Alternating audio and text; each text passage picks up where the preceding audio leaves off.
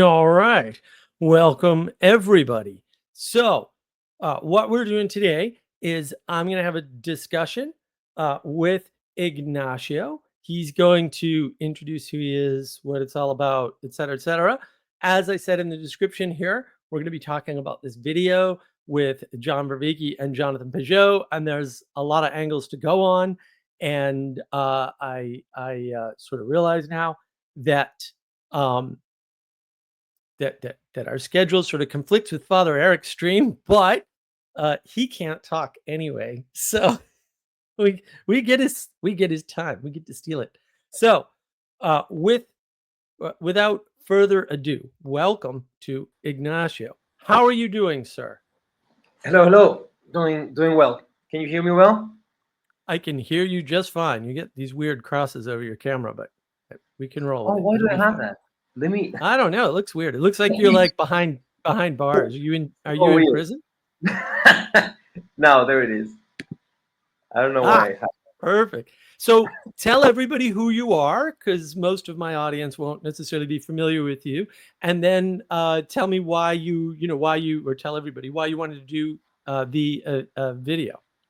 Well, my name is Ignacio Di Biaggio. I'm from Chile, South America, and I'm a Catholic Thomist symbolist, which is a weird thing to see nowadays because for some reason, like scholasticism, it seems to be like a bad thing for symbolism and like symbolic thinking. And my main point, like why I wanted to come here to speak about this, is precisely because that's fake, that's false. So I wanted to clarify that because on the recent video with Sam, Jonathan, and John Vervaeke, they precisely, like, at the very beginning of the video, uh, substance ontology is attacked, and then Jonathan just nods, like, yeah, like, yeah, like you're right, John. Like to criticize substance ontology, and I and the crazy thing is we're gonna go into that, but the crazy thing is that it's attacked by the very reason why I I don't like the position of John. So I think John's position is what creates what he thinks is created by substance ontology.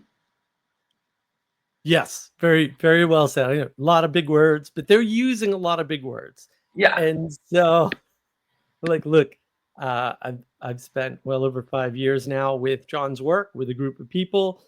We used to be on the John Vervaeke Discord server, the Awakening from the Meaning Crisis Discord server. There's a YouTube channel for the Discord server. It's called Awakening from the Meaning Crisis Discord, weirdly enough. So you can see videos that I'm in, talking with Manuel Post about some of John's work. And the way I got into John's work was through his meditation series, which is his best work. Like when he's doing practices with people, is fantastic.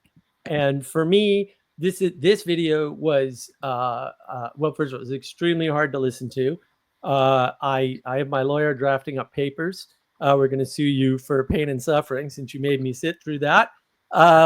It was a real shame, right? Because on the one hand, you have John's work, and I'm just going to tell you guys, John doesn't understand the implications of the work he has, which is really sad.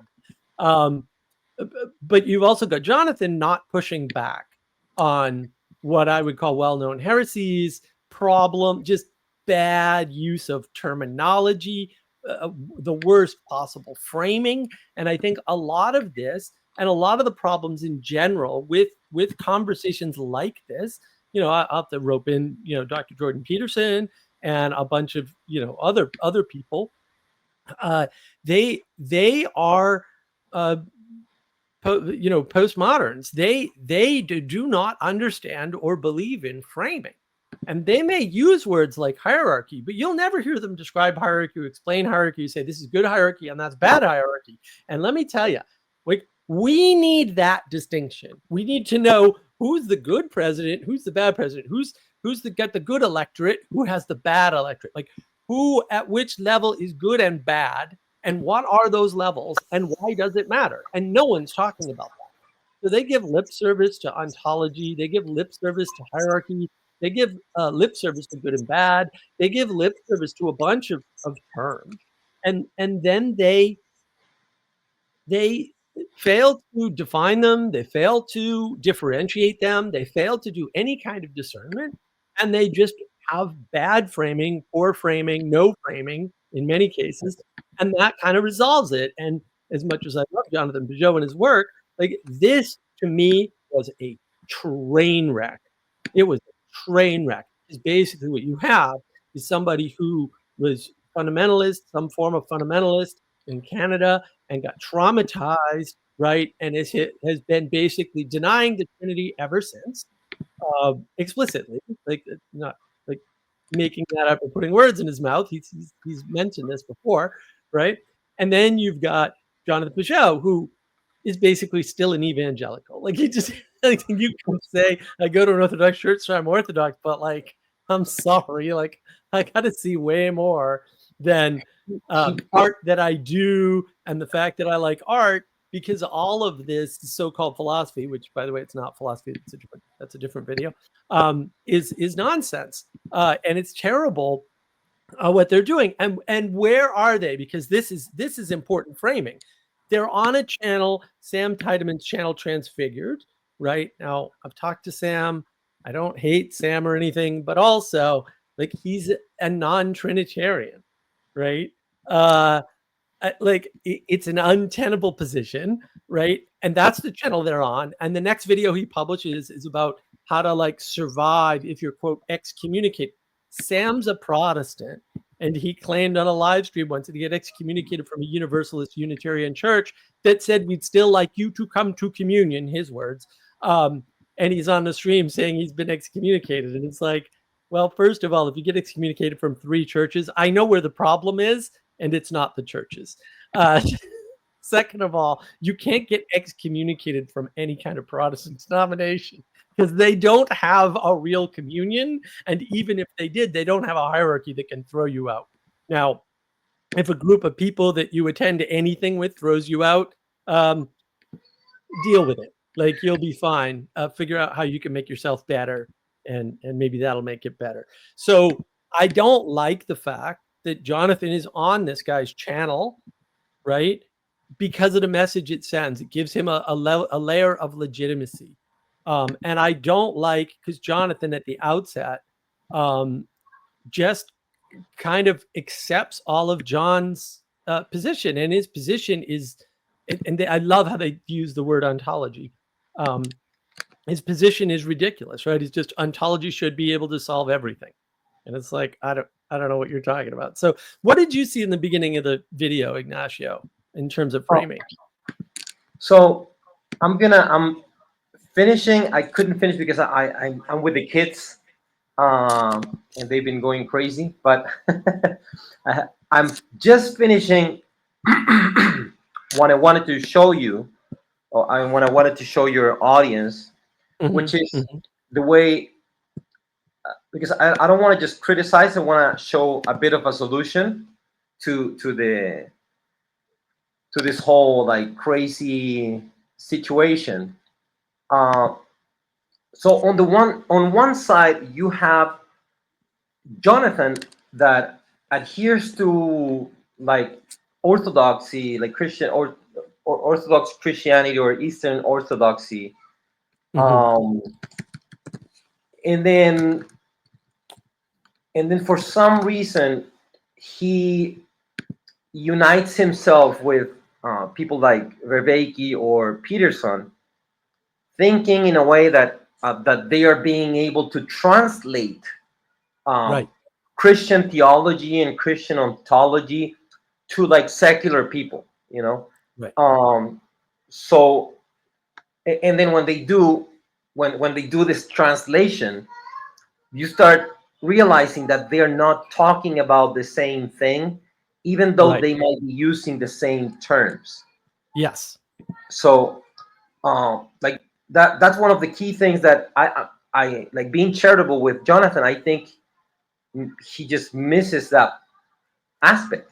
You know, it's like it passes over his head, because they are using same terms, like logos and all of these things Right. that are thrown, or like relationality, and like all these things that we see in Christianity. Right. Sacramental icon in this conversation. There were John Vervaeke was talking about icon and communal ontology, like community. So when you're a Christian, you hear that and you go like, oh yes, the most holy Trinity, right? Communal ontology is the Right. communion of like Father, Son, and Holy Spirit, and the communion of saints and all of that. Right. And it's like, nope, he's not Right. talking about that at all. Yeah, So I think that's the real issue for me, is there is a gap, and oddly the gap, I guess this is really hard for people to understand. The gap is not in quote language. The gap is in concepts. So yeah, when a Catholic hears hierarchy and they have a pope and they have bishops and cardinals and like on and on and on, right? It's a deep hierarchy in the Catholic Church. They know what that they have a felt sense because they live it all the time. Basically, they have a felt sense of what that means as a hierarchy of angels. Like they understand that statement. When Peterson says it, when Vervaeke says it, they they have no idea what that means because they've never experienced it or been in it. And then when they use any kind of terminology, it's in a very scientific way. So communion in science is people working together, right? Which is ironic because John, even in this conversation, went down the opponent processing route yet again, right? Which just drives me completely nuts. Oh, you've got that one up. I yeah, have that one up. I just send you the thing to upload. So I'm gonna like quote some things that Vervaeke said, and like he said he said that somebody, Philip, or some of the people that he it was Philip, and I forgot, but he was saying that one of them says that you can't get relations out of relata. Thus, substance ontology is a fundamental mistake. Mm, Substance ontology seems to imply even entail a nominalism that gets you into dualism and nihilism. While he was saying this, Jonathan Peugeot was like, you can see him in the video. He was like, yeah, like preach, man, like, amen. And then Vervaeke said, but that he told them back, you can't get relata out of the right. relations. They And then reversed it. Yeah. and then Jonathan was just looking up, you know. And then this is like all these terms that are gonna come about. You're gonna realize that they're just materialistic terms that are Yeah. tried. They're trying to. Well, I mean, John is trying to apply it in a spiritual sense, which he doesn't know what spiritual is from what I'm listening. He Yeah. said that relations and relata co-emerge in the Right. one that is to be understood as common unity. So Right. community. And Right. you can make one more primordial than the other. This, by the way, I agree with that part. But he's not saying anything at all. Right. With everything he has said, he's not saying anything yet. Like I said, Jonathan has a Christian background listening to that. So he fills in the gaps. And every Christian that is listening to Vervaeke, they're filling up the Filling in the gaps. gaps Yeah. with Christian ontologies. Like, oh Right. yeah. He's like, yeah, both are important because that like you have persons and they are substantial relations. So the substance of God is to be substantial relations, and Right. like, oh yeah, so maybe he's just saying that, and he's not saying that. Like, Right, but even so, Ignacio, I wanna point out a couple things. So I'll grab this nice Father Eric comment. Peterson only understands hierarchy via lobsters. Right, that's correct. But that's actually a really important point. All of the things you're talking about, and the way that John talks, is all individualistic. It's from the individual out. And he made several logic errors because of that, like so many. And I was just like, so before you told me about this video, I had watched the first like 6.5, 7, 8 minutes, and I had to stop. Like I was just like, I'm done. This is videos, because the initial push is Jonathan just gives it away, which I was not expecting Jonathan to say this, but he said, "This is what I like about you, John. You're bridging these religious concepts with secular language." And I'm like, "No, he's not. No." No. And it's weird. It was a weird response to what he said, because what he basically said, in a nutshell, I mean, he uses too many words to do it, was, well, ontology as categories, in other words, scientific ontology, which was ancient Greek philosophy, all science is ancient Greek philosophy, right? That is the way to understand everything about religion, even though Plato would have screamed at you and probably won you in a wrestling match, and might not have let you live. Obviously, Plato didn't believe that. You just need to read the Republic and find out all the areas logic, reason, rationality fails. In the Republic, they make an appeal to the gods every single time. They forget to say that they were pagan. They had pagan religions. They were not just people thinking like like No, they're scientific. pure philosophers on the road, all by themselves, all alone, right, in the objective material realities. They were all pagans. Now there's this one thing that Jonathan keeps saying, that this is why I wanted to share that um, slide, that the PDF. It's that this is what Vervaeke is proposing, and this is the kind of understanding that Jonathan gives to symbol when he speaks about symbol in the broadest sense. He goes, I use symbol in the etymological sense. He says this all the time, so I hope I'm not like misrepresenting him. He says that all the time. He goes, I use symbol in the broadest sense of the term, like in the etymological sense of the term.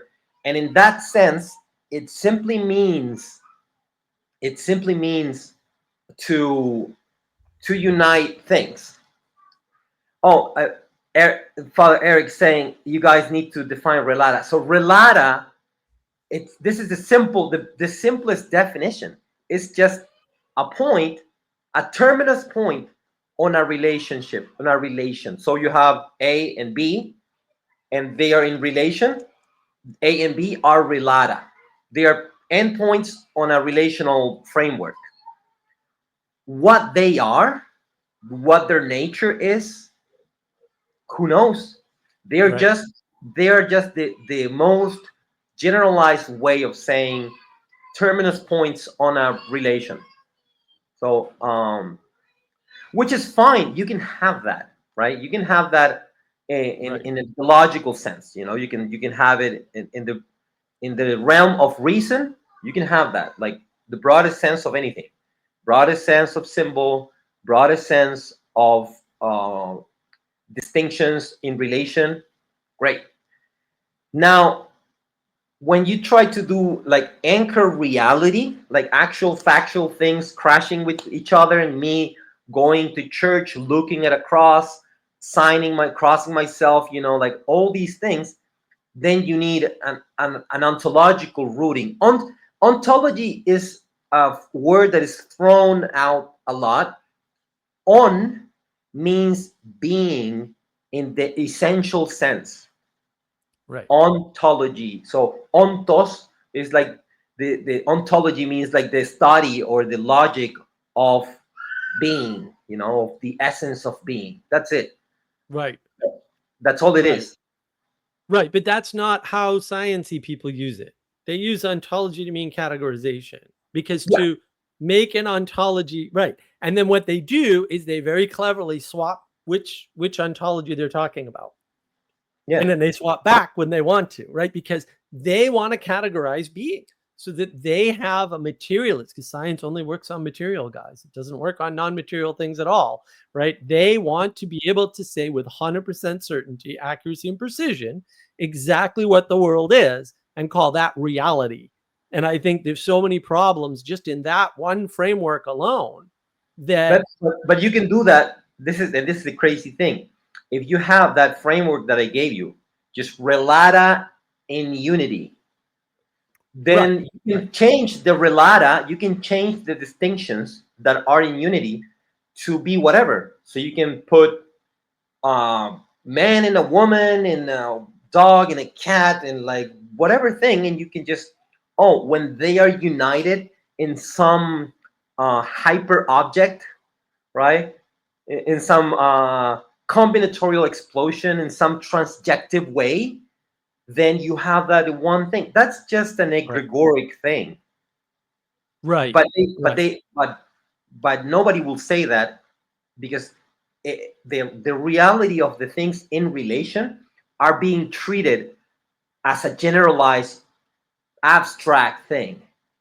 right. But I think so. If we put this up again, like one modification that would just I think make things easier is you have to understand that there's something on the other side of the relata, right? So every relata is a point with something on the other side of it, right? And then those arrows should be bidirectional. And then the relate, but that's not an expression of the relations. It's an expression of the potential relationships. Yes, And reality is the is the format of those actuality. relations in the moment. In actuality, so here's let me move the so Yep. here's like making graphic the problem. So you say relata. So what is the difference between a dog and a cat? Who knows? What is the difference between a man and a woman? Who knows? Creator and creature? Who knows? Father and son? Who knows? Because dog and a cat, they're just relata. Man and woman, they're Right. just relata. They're Right. not specific substance. They are not a specific anything, because substance ontology is very dangerous, right? Right. Right. Now, here's the thing: is that uh, Jonathan, at the same time that he would say that he's okay with Vervaeke's position, he defends this kind of symbolism, which is the most basic form of realism, right? So Mhm. hylomorphism in like fancy terms. Hylo means matter, morphe means spirit or form, you know. So hylomorphism is just reality is a composite. That's it. It's a reality is a composite of both. You never have something that is not a composite of both things, or act and potency, spirit and matter. In case of angels, is spiritual act and spiritual potency, because they don't have matter. So no need for subtle bodies. They just have spiritual potency, so spiritual capacity to receive. Um, and this is like classic symbolism. So Jonathan adheres to this again because Mhm. he's an Orthodox Christian, right? So he knows, Right. because of the seventh ecumenical council, or the second council of Nicaea, that you have the material icons that are connected to the prototypes, you know, in heaven, blah blah blah. He knows all of that, so he defends this. Now, I went full on crazy here, so I don't know if there's a possibility to zoom in or something, but basically, Wow. what we have here is what is missing in Vervaeke, which is that at the very core of like being, you know, as the one who is by his very own act of being or act of existence, he is three persons in relation. Now, Mm. is he three relatas in relation? Not like that. You can't just say that. Is because he has said that Trinity is a symbolon.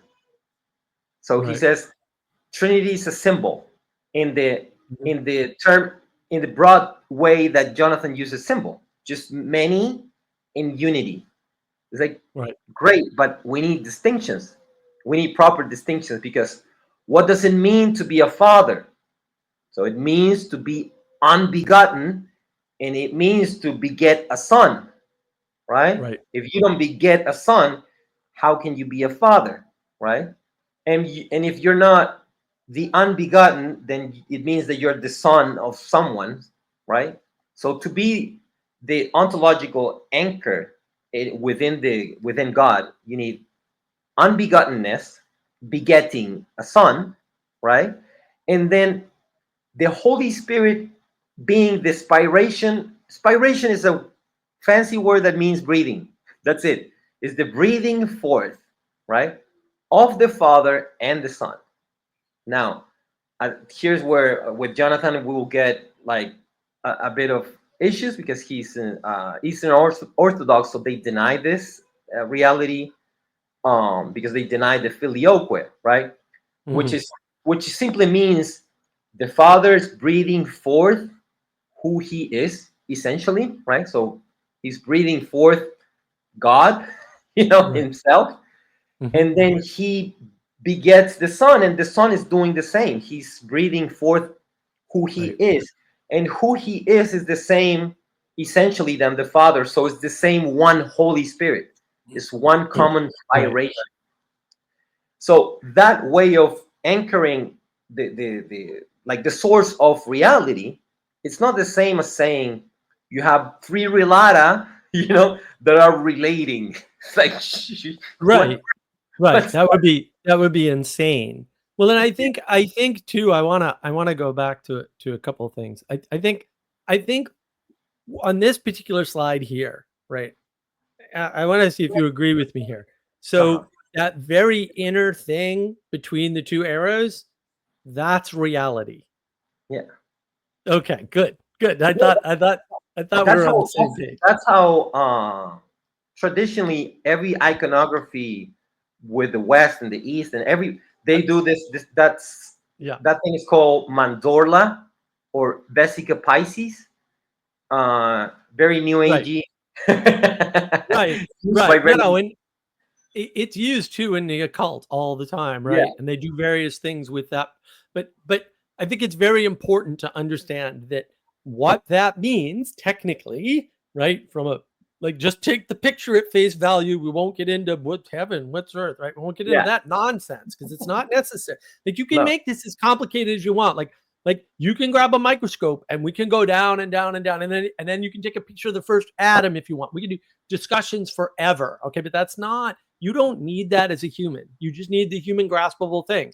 So if you think of reality as being anchored or grounded by the earth, right? And reaching up or knitting together the thing above, and that is not a stable process, because a lot of the problem is the way with the way Vervaeke talks in particular is he's talking about like reality is pre-existing, it's right there, and we just right because in science they're very objective material reality. We have objects, there's material, and that's what reality is, right? And that's a space that they judge from the world, right? It's a godlike position. just so everybody knows, I just laughed because somebody said free Nelson Mandorla.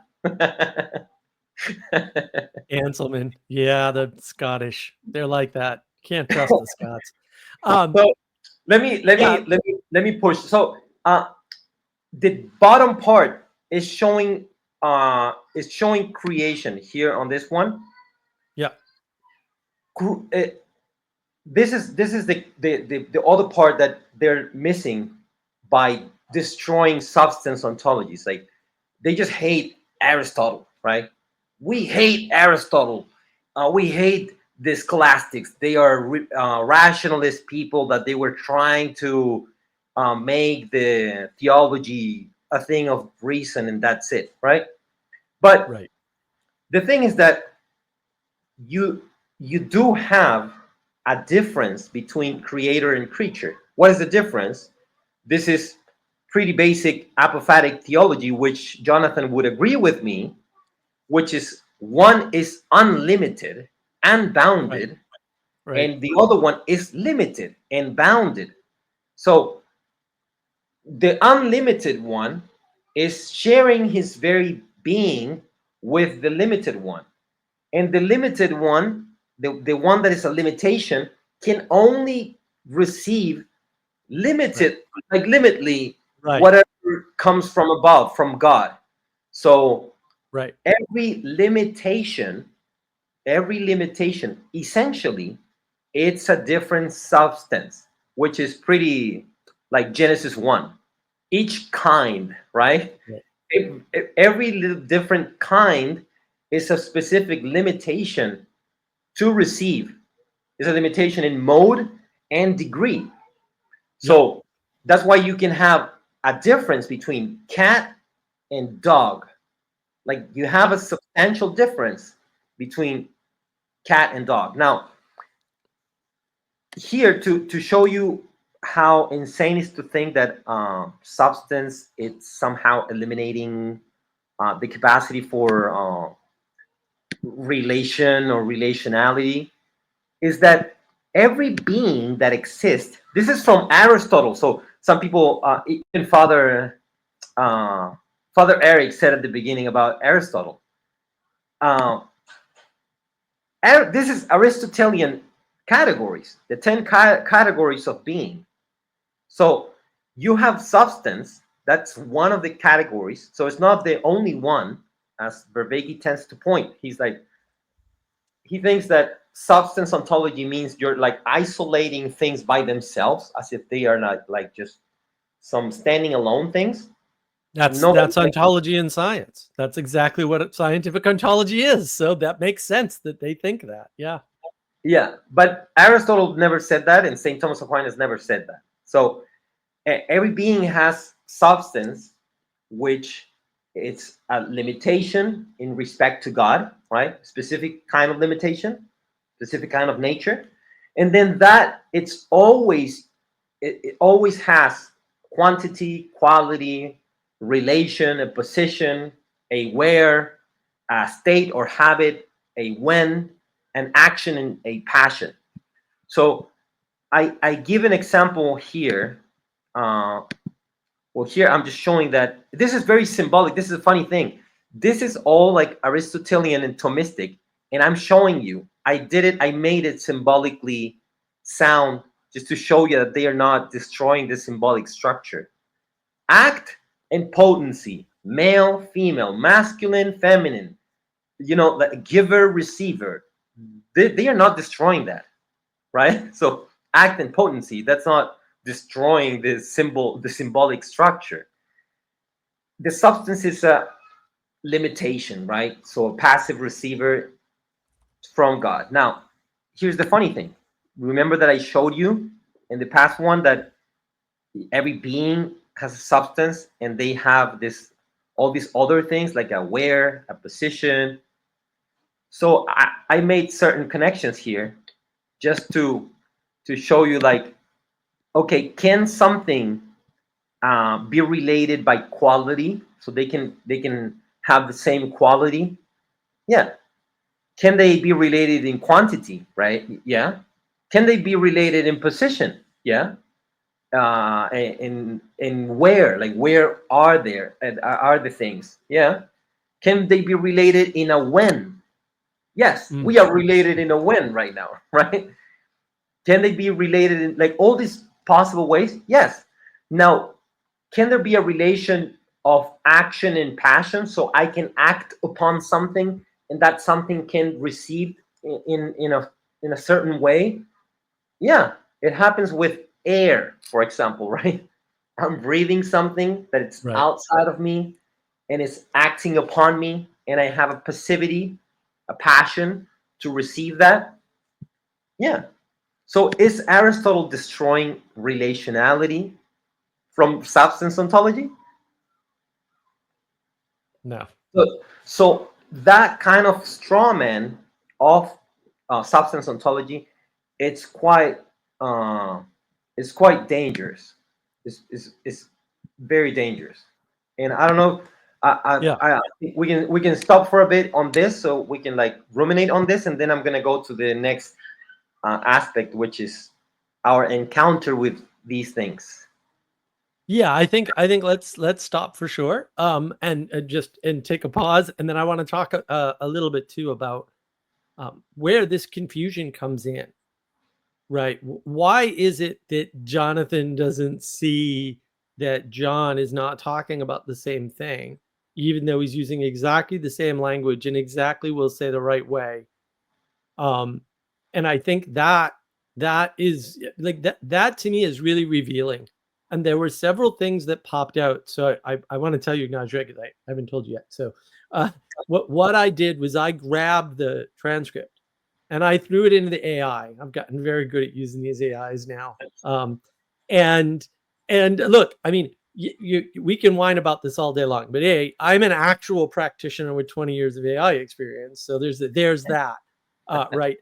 B, I'm like a technologist. Like I understand all of this technology at a level that you probably not going to meet somebody else, right? Ever.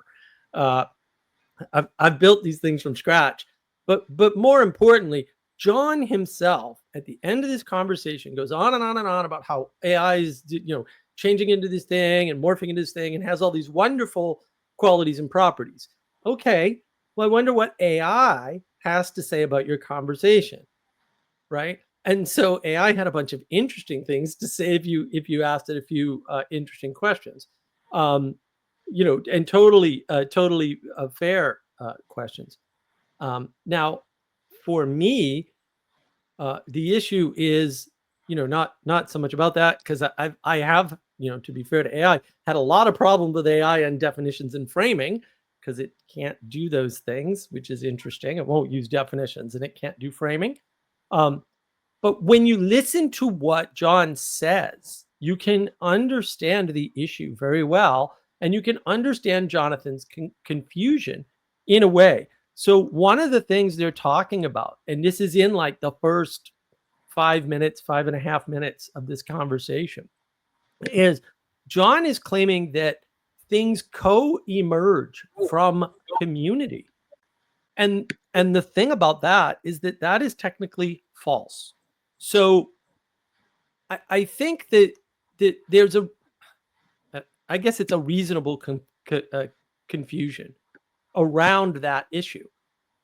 It looks to us, if we come into a community, as though things are co-emerging or something, which I find that the worst possible way to talk about anything.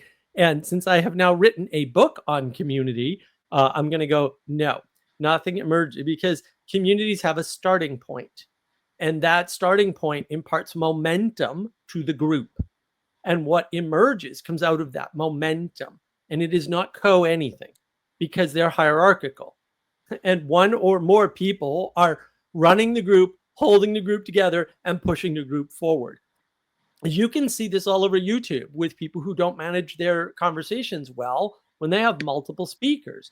They won't pick who speaks next. And then everybody gets confused and there's a little kerfuffle. And, even relatively large YouTubers who are relatively professional, like Critical Drinker. I love Critical Drinker's channel.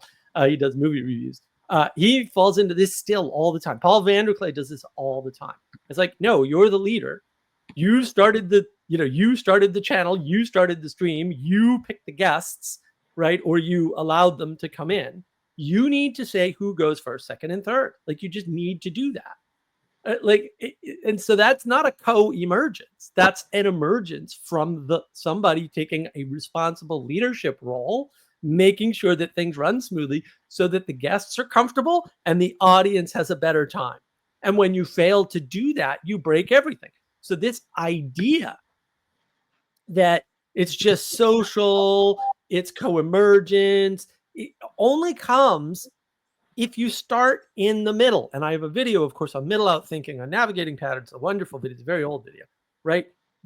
Jordan Peterson, a bunch of people are middle out thinkers. They are starting Sam Harris. Sam Harris starts all of his thinking, and he's doing all of his talking from my consciousness is the beginning of the world. And that's his perspective. He doesn't pay any homage. None of these guys pay any homage to what came before. Like they may say like, well, I really like Plato and Aristotle and blah blah blah, and they may even do well, they really built a foundation. That's not the beginning. Like I mean, like I don't understand why that's your beginning. Your beginning is not people who wrote stuff down that you read later but in a poor translation. Like come on, right? The beginning has to be way before that, and it has to include all things. If it's that, we'll just use a random word that I'm going to pick for no reason. Creation might describe that well. That had to come from somewhere. That's the starting point. Like Yeah, why but they have a hard time with this? the thing is, this is something that I've been trying to push out uh, so that we understand a bit more the problem with naming, right? So Lynn is talking about the problem with naming. Most people nowadays are nominalists, so which means that they think the name of the thing is somehow like giving its reality. So they forget about the conceptual realm of names. They forget that words are pointing to concepts. They just don't even take that into account. Now, well, hold on, Ignacio. I want to point out a few things. So, would you say that a name is a relata? a good name. Yeah. Well, we'll say a good name. Yeah, that's a good because that's where I'm going next. I mean, relata is just like I said, it's just a point. So sure. Right. So, I like your statement of the problem with nominalism, but I think you're vastly understating the problem, right? No, So, but I'm gonna go somewhere else. well, let me just point out one other thing, and then I'll let you continue. It's not just that they have this problem with names. It's that they think that all reality consists of names, and conversely, that all names are in reality. So they make up names all the time. John is famous for this. John Vervaeke does this all the time. They make up names, often for concepts that have much better names already. It's just they don't know, or they don't like those names. Yeah, So I mean, I wanted to point out the dual problem. It's on both sides. That's why everyone's making up words lately. And look, you're not going to find too many people that make up as many words like in a day as I do, because I think this whole thing is hysterical. I've thought it since I was basically a very young boy. Like, this is funny that you can just and the other day there was a problem in the garden and Sarah's like, this and that and this, and what do you think? And I'm like, I'm not a gardenologist, because that was my new word for the day. And and I just, I play with this because it's all nonsense and it's silly and it's fun. To be fair, people yourself usually laugh when I do something retarded and completely stupid with naming, right? To make a point, like, because I don't know anything about gardens. I'm not a gardener, right? So it's important to realize it goes both ways. They think that because somebody says something, that's representative of something in reality for sure, and they just have to figure it out. Now it's a new puzzle for them, right? Yeah. So anyway, continue with your point. I just needed to make that point real quick. Yeah, it's fine. So the thing is that they speak about like metaphysics, meta ontology, meta whatever. And you have pointed this out before to me that they use meta to mean outside, but I think they mean meta to mean big, to mean a lot of things in a in a network. That's what they mean. So in this conversation, they were supposed to speak about spirits, right? They were supposed to speak about the spiritual world. Now, the spiritual world is simple. It's not complex. It doesn't get more complex. It gets simpler because it's the more spiritual, the more all-encompassing is the thing, the more capacity it has to act upon things, right? The complexity was here. Yeah. Big physics, exactly. This is like they think big physics. So it's like, what is an angel? Oh, an angel must be this like hyper object which is composed of thoughts of people in like certain situations and countries and concepts and ideas, like all this combined and Right. exploding at the same time, causing Right. co-emerging a thing to be, and that can be uh, understood as an angel. Right. But No, they're looking up no, from down below, right? And because they're looking up from down below, and they don't acknowledge up at all, by the way. They think everything co-emerges. They think they're looking side to side. They think they're looking on a flat plane, right? But what they see, and this is actually this is covered, like this has been talked about before, in Flatland. It's a great book. Um, whereas Jonathan understands there was a creation, all this stuff was there, and then part of that creation are things that are bigger than us, and spirit is part of the thing that's bigger, or above is actually the correct term. It's above us, right? But it also comes down and pervades us, or informs us, or allows us to be. Like, part of our being is spirit, right? And that would be the large O ontology being, a large O ontology being ontology, right? So that's part of our being is spirit that comes down, it emanates down onto us, and we can't understand it because when we look up, we can't see the whole thing because it's bigger than we are. And John doesn't seem to understand that, but Jonathan understands it that way, but John doesn't understand it that way. That's why he says emerge, emerge, emerge all the time. Never talks about emanation. well, that's why I said that I think what happens with Jonathan is that he fills in the gaps Mm-hmm. with whatever generalized term that Vervaeke uses. Yep. Uh, They all do. Jonathan just fills in the gaps, and he's like, "Oh, you're speaking my language, right? You're speaking Yep. my lingo." But I'm fixing the Fixing the slides. deck.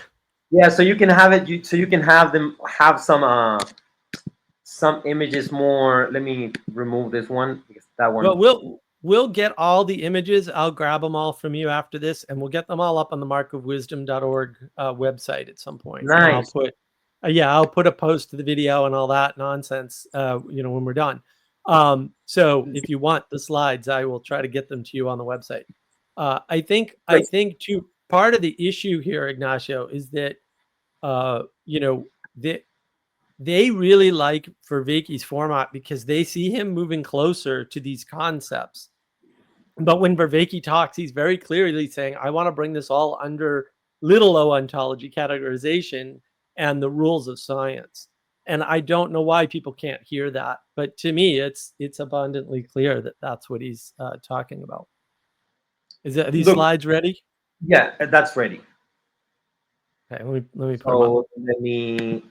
So I showed you guys that. Now we can see it closer, right? There we go. Yeah. So you have God. This is what you're talking about, creation, right? On one side, you see creates ex nihilo, from nothing, or ex nihilo, sustains and composes. This is very important. When people nowadays they say create, they don't understand that they're talking about composition.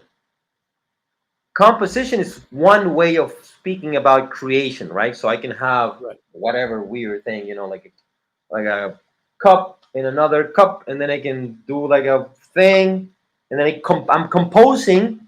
This is symbol in the broadest sense. It just means composite, to put things together. So I composed this one new thing. So I created, right? I created this thing that didn't exist before. Well, but It emerged from two parts. emerged. Amazing. It's emerging. This new thing emerges. So that thing is called composition. Right. Am I sustaining the being of that thing? No, I'm not sustaining the being of that thing Right. because I can't do that. I don't have the ontological power to give that thing beingness, essence Right. of like Right. of existence. I can't do that. You Who's can't breathe life into it? Why yeah, not? yeah, I am. I just breathe and then that's it. Like the pagan like the pagans, right? You just breathe Yeah. and then they have power. So and then creation out of nothing, it means there's no composition. God is Right. not composing anything. Right, but you have to start there, right? You have to start from the creation in order to Yeah, get to the composition, and yeah, they're all talking about composition without talking about the starting point. And Anselman, I know I've probably said this before on my pirate live streams on Fridays, but I try not to use the word create except for one event, right? And then what we do is we're co-manifesting, and we're the co in the manifesting. It can be thought of as two ways because they are not identical scientifically, but they are identical symbolically. You can say you're co-creating with the creator or God, right? Or you can say you're co-creating with the creation, right? right. Which if you have two cups, you're doing both, but whatever, because you're doing both, either works, right? That's a co-manifestation.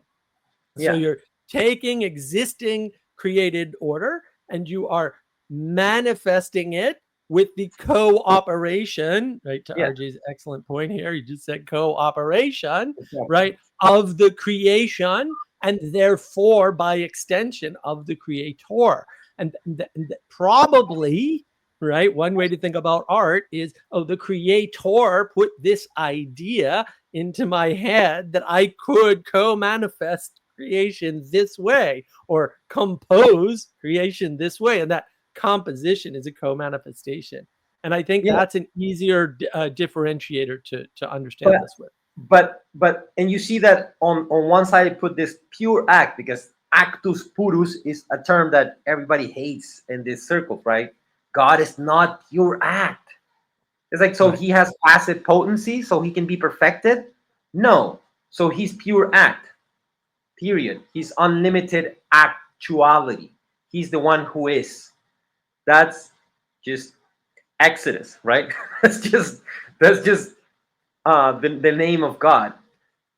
So he is by his own act of existence, by his very own act of being who he is. This is why we say that his act of being, energy, energeia means act. So his Mm, one act, it's to be him. That's it. right. So you cannot have multiple activities within the Godhead. That's why we don't accept the energy's essence distinction in God. We accept it between God and creatures, right? Right. Because the creature, it's it's by participation. So it's the creature that is limiting the act of God through their essence, right? And then Mm-hmm. that limitation becomes a created act or energy, Exactly. right? So that Exactly. energy, that energeia, it's distinct from the essence of the creature, which is just limitation in respect to God. In that sense, you have essence energy distinction, not in God. You can't do that in Right. God. Right. Very, very Right. problematic. Well, And that's here, that's the other aspect that Vervaeke was talking about that Peugeot kind of accepted without pushing back on, which I thought was horrible. Um, it's a very flat, equal world with Vervaeke. It's very horizontal, and so he kept equating things and making them equal, and then saying co this and co that, and emergence, right? Nothing ever came first, and nothing was ever more important than any other thing, and that's a real problem because that's not where we are. We are in the land of hierarchy with the yeah, hierarchical lobsters. Like it's yeah, like you can't talk about the world that you inhabit as a human being as everything's equal. It's this equality doctrine. It's got to be some kind of known heresy. Um, that's killing everything. because everybody keeps equating things together that are not Well, equal at all. And but then that's they have no starting point, right? There's no, nothing is at a starting point. but this is this. So Yeah. this is what. So what is this one symbol? What is this one composite? Oh, it's a Yeah. composite of relata, relata, relata. What is that? Oh, it's just this thing that came out of all this relata. But you said that you need relata in relation. Oh yeah, because the relata with in relation made emerge something. You didn't Right. say anything right now. You're not saying anything. So you this is the crazy thing is that Vervaeke said that substance ontology creates a dualism and leads to nihilism. How so? I would say what he's proposing does that.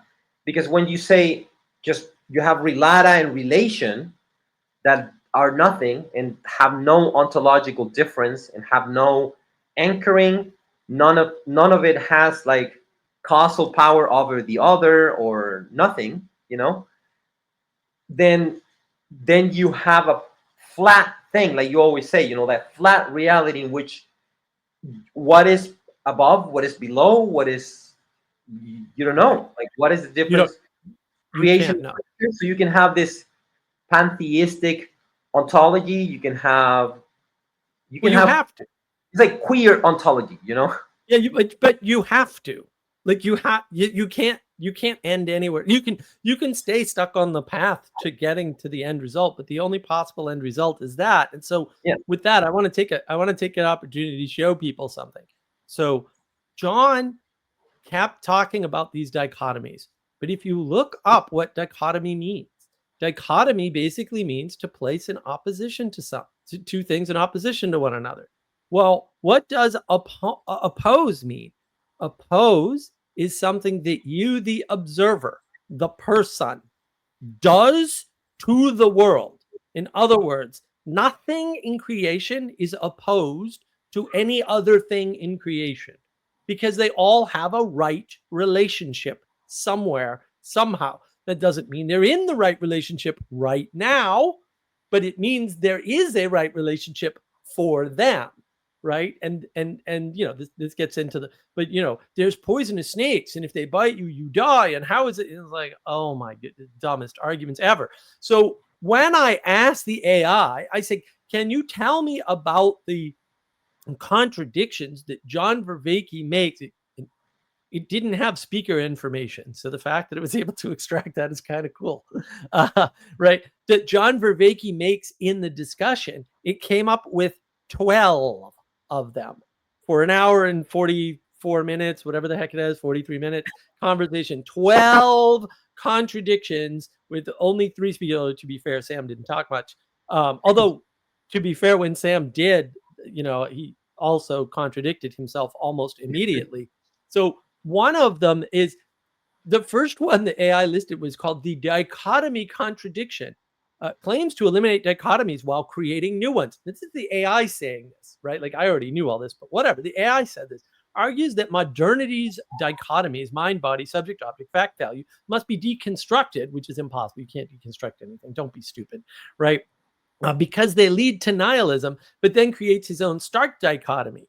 Substance ontology, bad, leads to nihilism, versus relational ontology, good, solves everything, right? There's Ignacio's core point right there, right?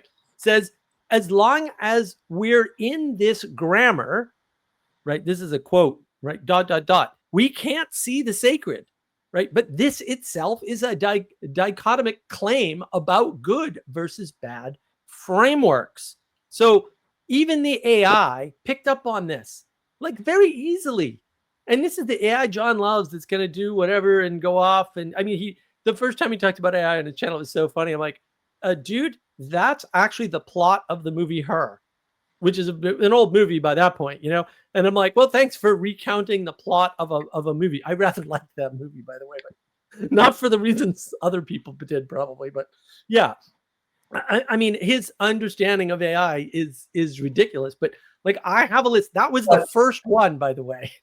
if you notice the so the problem with his ontology, lies in the very fact that he, as Noah said uh, earlier, mega physics.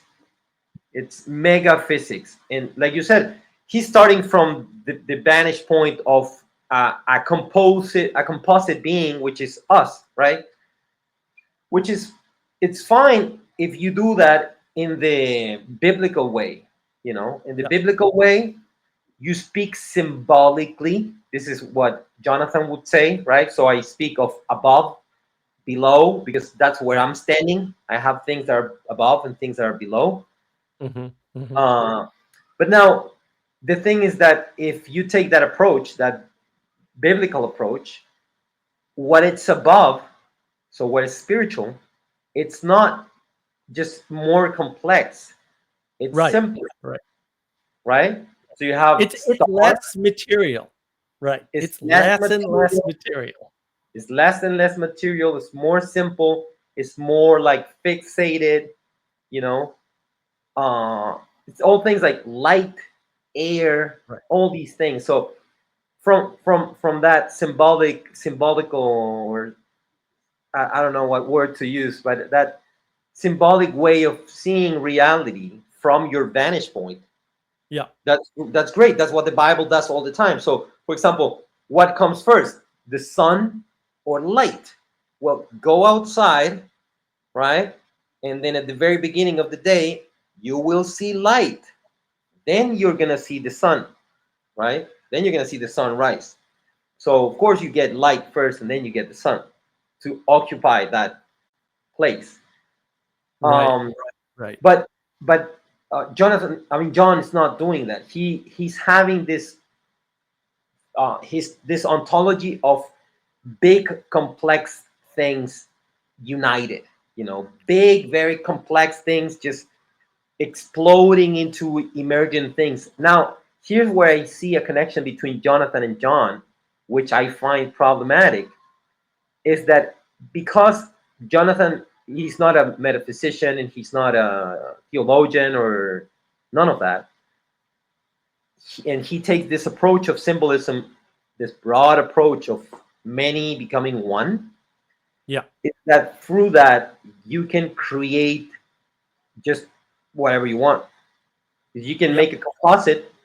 You can make a composite, a symbol, a Right. composite of your thought. Let's say you have Mark's thought, Ignacio's thought, RJ's thought, Father Eric's thought, and those thoughts united can be like a hypostatic thing, right? Right. It's an actual being, right? That is your thoughts plus my thoughts plus Right. this is another thing, and then substance ontology is not anchoring this reality. So substance ontology must be wrong, because we do see that if we are in conversations between you and Father Eric and RJ and me, there is one specific thing that it's not you, it's not you, it's not you. It's this one new thing that came about through the relation of all of us. Right. And It's the thing that's being pointed to outside of all of us, or we'll say independent of not only each person, but independent of the grouping of us. It's the whole that's greater than the sum of the parts. And Ixnon here, the symbol solves combinatorial explosiveness. Yes, how does it do that though? It's so, and this is where they don't. This is where they freak out. It does it without math. It does it without science. Right. It does it without a conscious, rational, logical, reasonable set of tools, which leads me into this. So you were saying like you were struggling with this symbol word. What we have is the knowledge engine model, and in the knowledge engine model, you'll notice on the side here the poetic navigation. Right. And so we've sort of pinned this to the right brain. Right. This is a relabeling of John's 4 P's. It came at there's a lot of work in this. A bunch of people worked on it, Manuel Post and Andre Jones and myself and a bunch of people. Right. And so the poetic way of informing the world, because these are types of information, is the thing that gives you a sense for symbols. But if you are, say, autistic, you're only using the left brain processing of left brain processing tools, which are propositional information and procedural information, right? And so you cannot understand symbolism correctly. You can make relationships with symbolism. You can reduce all relationships to what you're calling symbol, but that's not what symbol is, because it can't be reduced. It is the thing that does the reducing, right? It's completely backwards way of thinking about it. And But that, it I think, doesn't. is But it what's does missing. it in. But it does it in a specific way, and this is where, Right. if we can go to the slides that Yeah, I'll go back. I'm gonna. You want to go to yours? Yes, I'm gonna There you go. go farther. Here, I'm gonna go into all of this because it has a connection with the Virgin Mary, the Most Holy Virgin Mary, and like Immaculate Conception. There's a whole, like, many things that if you want to really anchor symbolism ontologically, you need all of this. So, uh, yes, great. So you have the human, right? Over there is the human, and it says that the human encounters reality, and then reality is informing that human, right? I'm going to explain what I mean by reality and all of this. Then, from that reality, the human abstracts a concept, and from that reality, the human creates, and this is composes, right? He composes a word and composes a symbol. That word and that symbol is composed of the concept, right? The mental concept of the person, and a material reality. This is where symbolism needs to start, like, chilling out a bit and being like, dude, yeah, heaven and earth, which heaven? My head heaven? God's divine ideas heaven? Angels heaven? Which one? You can't just say heaven and earth in that vague way. In the symbol and the word that it's composed is composed of a mental word, right? So your conception, your abstraction from something, and a specific material thing. And you make that composition of a heaven and earth, right? My heaven and earth. Now, words tend to be compositions of many heavens, so many heads, many people thinking, and they become a conventional thing, right? Grab certain matter and put it together into a sound or into a specific word. Now, this is the mapping. This is a Thomistic symbolic mapping of how that happens. I'm Can you gonna go. zoom in on it? Yeah, there we go. So the four little, like, mushroom looking things. I'm I'm just I'm just I being love it. funny. I wanted to keep that symbolic so you can see. So you have Earth. This would be reality in the sense that I was speaking. What is it that you encounter? So you encounter reality with your five senses. So you have touch, taste, vision, hearing, smell. That's how you encounter reality. You don't have more than that. This is not speaking biologically, this is speaking anthropologically, like philosophical anthropology. So, how your biological senses do this, I don't care because I'm not a biologician. Excellent. um, so, you start abstracting, like grabbing onto these things, Mm, really, right? Because we yeah. are realists, we're not nominalists, we're actually encountering reality out there, and we are abstracting, like absorbing, kind of thing, up. And then up we have four um four internal senses, right? Let me see if here I made the, yeah, here I didn't make the correction of the estimative sense. So we have four internal senses. One is memory, another is imagination, the other one is common sense, which is usually uh, treated as perception, like in modern terms. And then we have the cogitative sense. Here I put stimative sense, but that's not correct? That would be in animals. In the human, we have the cogitative sense, right? So I'm gonna explain very fast what these do. Common sense is like the symbolic one. It's grabbing things and putting it together, just uniting things. Common, uniting things. How is it doing it? Is doing it in a specific order. How does it order it? Through the cogitative sense, which is the sense that is seeing the intentions of the beings that is receiving information from. So if you receive like a wolf, a cat, or a tree, whatever, you're gonna like pre-rationalize the thing. You're gonna like organize the thing in a specific way. Now, how is it gonna be anchored in you? How is it that it's gonna stay in you? Through memory, right? And this again, biologically, you can speak of like neurons and like dendrites and whatever, but it's memory. It's just grabbing, putting them, anchoring in one specific place, right? And then you have imagination, which is like how you access those things. So you can remember a smell, right? And you go like you have this internal sense of imagination of how that smell or how that looks or all of that. Now, all of that together creates what it's called a phantasm, a ghost, right? Like a ghost thing inside of you. This is like because we're composite beings, so we have this composite of spiritual aspect and material aspect. So the phantasm is a mix, it's like a half material and then half spiritual, right? Now you have spiritual capacities. This is not your material capacity. So this is very important. You don't think with your brain, you think with your soul, with your spirit, right? Phantasm of the Opera here.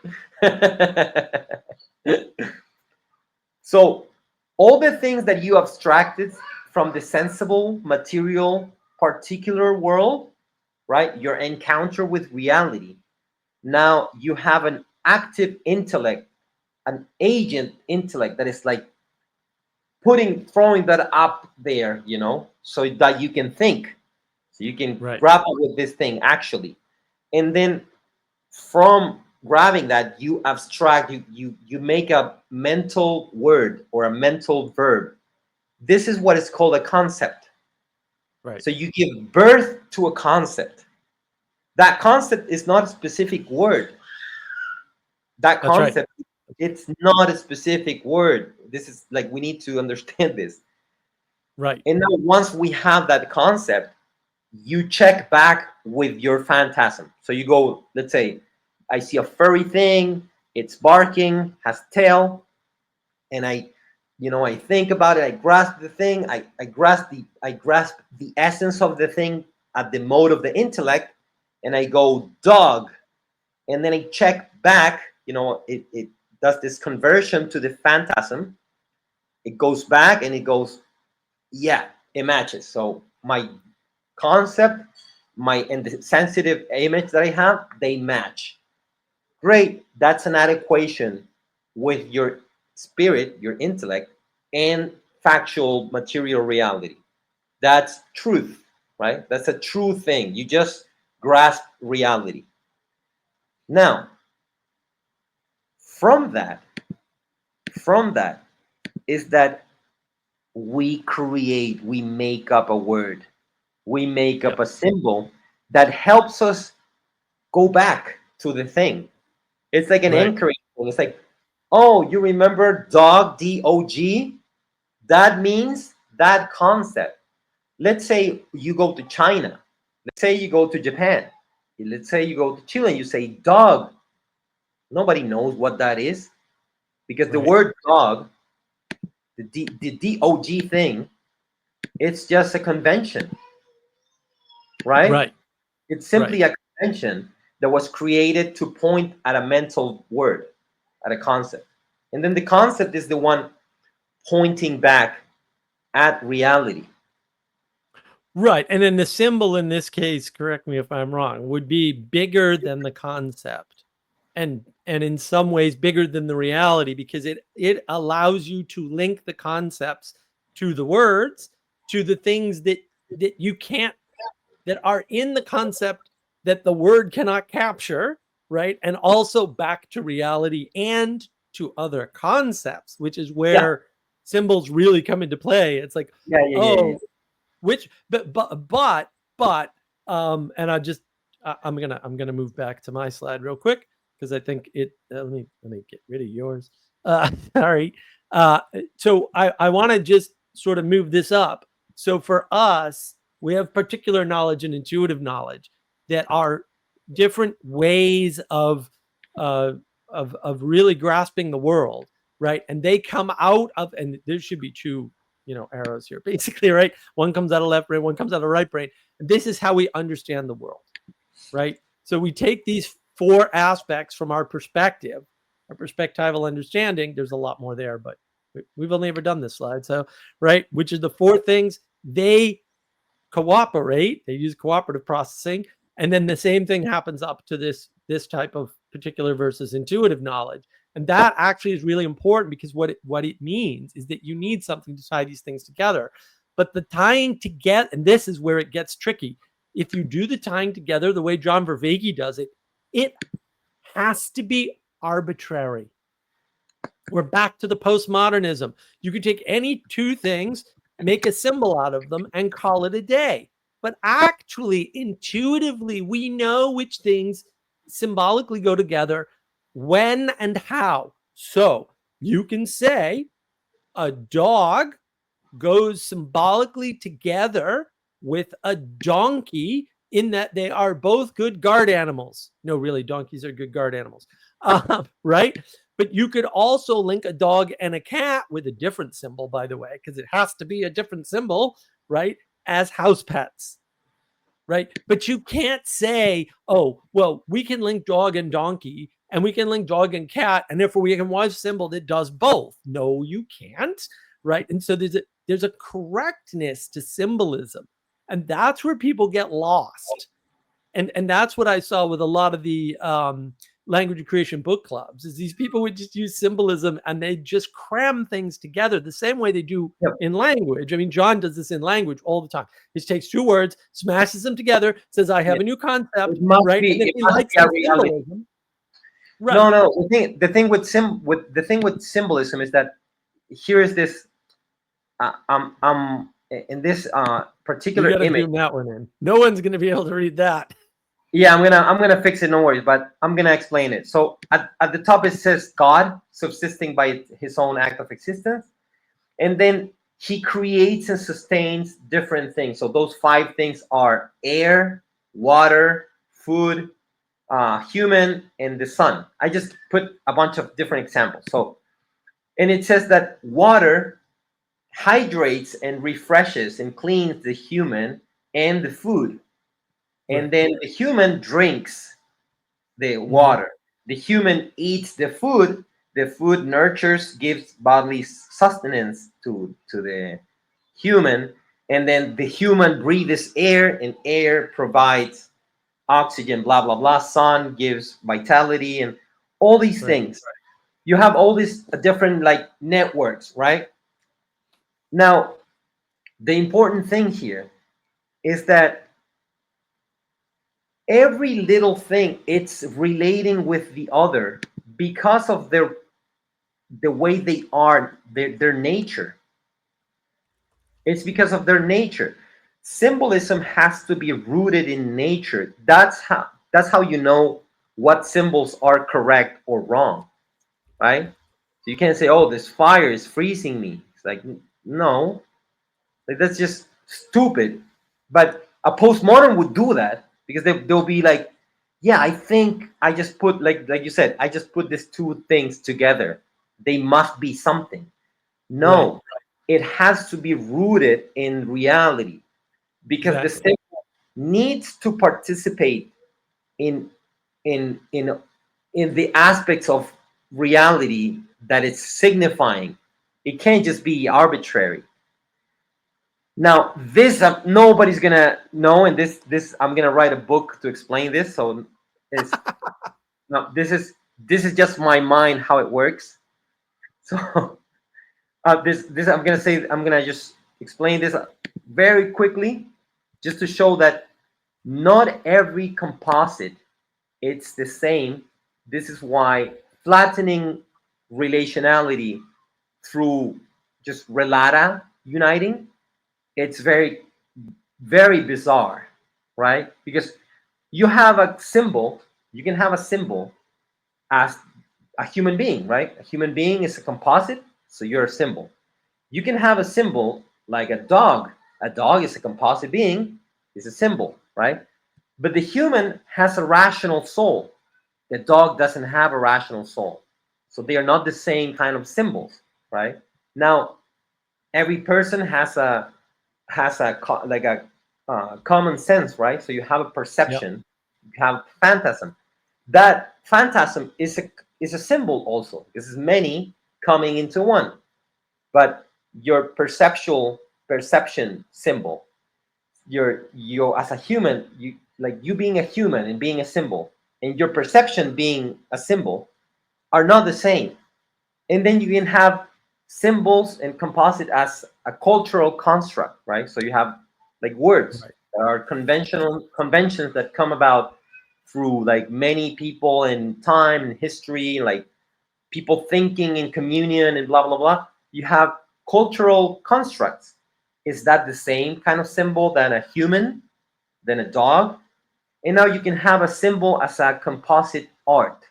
So somebody creating a piece of art, like Right. making a cross. Is that the same kind of symbol than the human, than the perception, blah blah blah? And now you can have a being like an angelic being, which is a composite of heaven and heaven, right? Spirit and spirit. And or you have the most holy Virgin Mary. You have the sacraments. You have Jesus Christ. How do you deal with the specifics? You can take out the the map. How do you treat this in specific manners if you don't have ontological distinctions between them, and you just say symbol, it means smushing things together. Right. Can they be smushed together? Like, can be they mush together in whatever way? And it's the opposite. It's the thing that holds thing together because it's bigger than the things that basically it's representing, or not even representing, able to represent. So one of the things Manuel Post and I did early on the Awakening from the Meaning Crisis Discord server, we had this, and I believe that discussion's still up on that YouTube channel. We had this discussion about how symbols work and their importance, but one of the conclusions we came to is the symbol is something that multiple entry points. So, like for example, you go to a church, there's a crucifix there. If there isn't a crucifix there, is it really a church? Right. So you go to a church, you've got a crucifix. If you're a priest and you're at the bottom of the crucifix and you're contemplating how Jesus must have suffered on that cross, that's your way in. Where that Yeah. leads for that person, I have no idea, right? Because I'm not them, right? But if I go and I, sit at the kneel at the base of the cross or whatever, and I contemplate that symbol, I'm probably not going to enter there because that's not where I'm at, So right? But I can enter, and maybe I can even go to a similar place as a priest in the entering, but it has different entry points and different exit points. It is a conduit to move yeah. up and down these concepts. You can come in multiple different points, and you can come out at multiple different points. But the symbol is so much bigger than all Yeah. of the things that are, quote, related to it, or potentially related to it, because the symbol only works through relation. That's why you can downgrade a symbol to a sign, which is just a flat one-to-one representation, right? You can Yeah. downgrade it. That's you doing that, though. That's not a function of the thing outside of you. The thing outside Yeah. of you that is symbolic has a way to accommodate you and let you in, and then take you somewhere or allow you to go somewhere and then take you out or connect a bunch of concepts together. And you Yes. can't do that with a sign, but that's something you impose on the world. That's not the world. Now, this one thing that it's a bit problematic. I mean, it's not a bit; it's very problematic. So, Science in the Dust says that I am collapsing the relational element. Here's why I'm not doing it, right? Yeah, you're Um, doing the opposite, but yeah, because the rooting is in God. right, Because the rooting that I'm doing is in God, then in God you have relation and distinction properly united together in one divine essence. So all that I'm doing is that I'm expanding from that, from revelation, from creation, and from actual experience, all the networks that are created, and how you can have mixtures of right, all the different aspects. So you can have, let's say, you can have a cultural construct of an idea, right? You can have that, like in it happens with cultures. Like you have people, when you say how are you, this is not, they don't mean the same in every country. Like in Japan, genki desu ka means like, it means about your energetic state. Like how are you, like essentially like your powers, like how it's very different than how are you in English, or cómo estás in Spanish. right, right. In Spanish, you have a distinction in the verb being.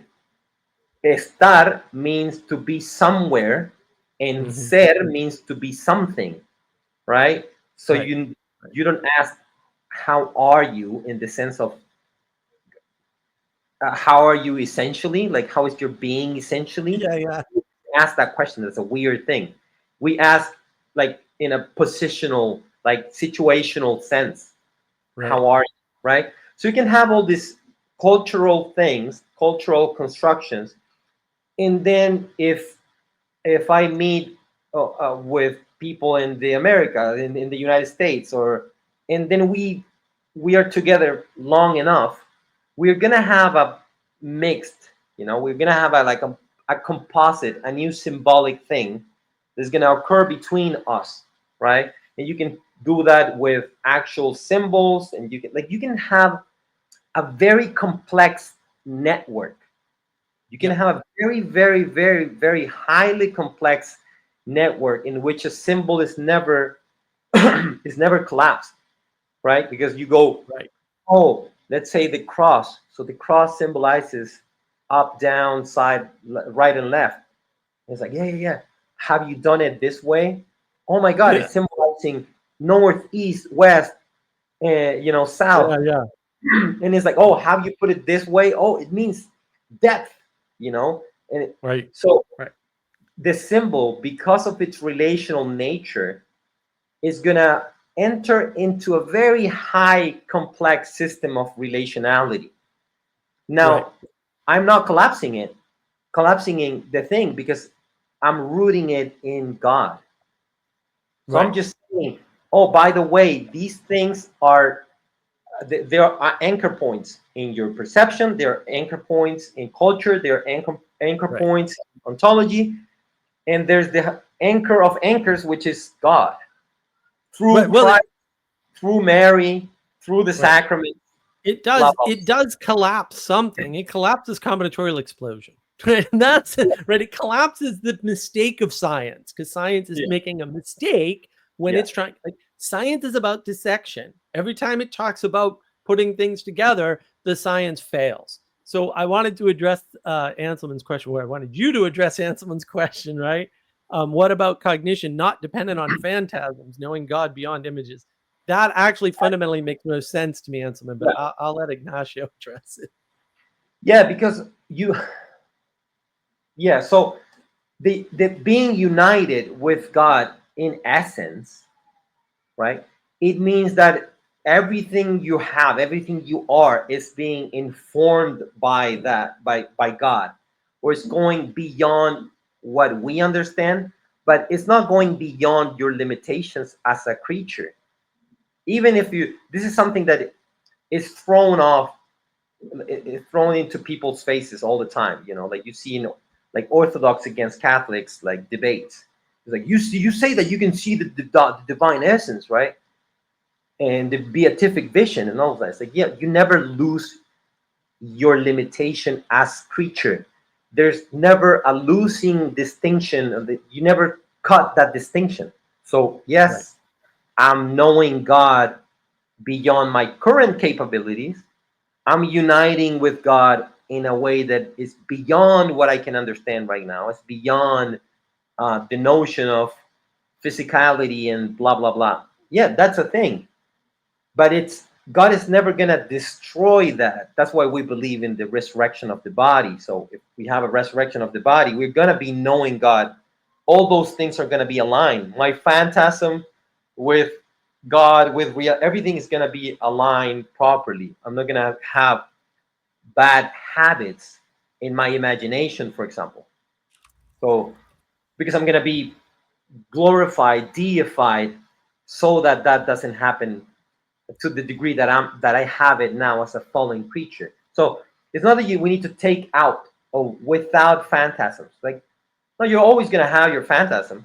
You know, you're Right. gonna be separated from it when you die, right? All your material senses are gonna be separated from you when you die because that's the cause. That's what happens with death. You know, it's an unnatural thing that we have to go through because of the fall, Right. and we're gonna have that separation. But we go back to like resurrection. You're gonna still have your internal senses. The only difference is that they're gonna be properly aligned to God if you're in heaven, right? But you don't. It's not a. You don't need to think of it as a contradiction. You can know. You can be united with God beyond the notion of phantasm, because Right. you can be united. Like the intellect is not the phantasm, right? So in the image I showed Right. the intellectual aspect, which is in Greek we'll say the nous, right? Your intellect, your nous, the thing that can read between things in a spiritual Right. sense, you can be united through that, and that's not the phantasm. And Hmm. this Hmm. one key thing, one important thing is that that Jonathan says we don't go to heaven, we don't go like somewhere. It's like we get separated. What is being separated? The thing that informs matter, the thing that organizes Hmm. matter, Right. goes away Right. from the matter. That's why the matter disintegrates, because it's not being informed by that soul anymore. Now, where like location wise, where does it go? It goes into the spiritual realm. That's what we call heaven. It's not like it's going to the sky somewhere. It's going into that spiritual realm without being attached to that specific body. Like that's not a crazy thing, right? Right. Right. No, I mean, I don't, yeah, I think it's pretty straightforward. I think people just get confused because I think basically people are trying to understand too much. And Yeah, again, the confusion with Vervaeke and Peugeot is that Peugeot is grounded in, rooted in, and starting from a creator and a creation. And when you say, all right, well, we all agree on that, which they never do, right? And then you start talking the way they're talking. Well, John would be wrong about everything, but that's a different problem. John would still be completely wrong. He's logically inconsistent. It's not that hard, guys. Even the AI can notice his contradictions all over the place. But also, like, you don't know you're talking past one another because yeah, your baseline assumptions, your axiomatic assumptions, your first principles, your primordial presuppositions, which is a term John used. I I don't think I've mentally recovered since hearing that nonsense. That's such it's crazy talk, right? Like they're different. They're fundamentally different, and that I think is the key. Is that there's a fundamental difference of the meaning of things when you start in a different place, when your axiomatic assumptions are different, even if you try to get rid of them, as all good postmoderns do. And, I'll note, like, all these people are postmodern thinkers, right? One of the things Jonathan says in the talk is, John, I see we're both giving a talk on our white papers at the same university. And I was like, why are you giving a talk on a white paper at a university, bro? I thought you like carved symbols and like felt the presence and importance of the symbol in the, like, he tells that story, right? Like, Yeah. I thought that's what you were doing, and now you're submitting papers and giving talks. One important thing is that the reason why I'm doing this work on anchoring things, the symbols in a clear Christian ontology, it's not because I'm trying to like collapse the symbolic reality, because I that's impossible. It's just it's a factual impossibility. I can't do that. Right, Like right. I'm never gonna be capable of that. It would like deny what a symbol is, right? So it's like a symbol is like a nod, right? It's like a nest nested on other nests, right?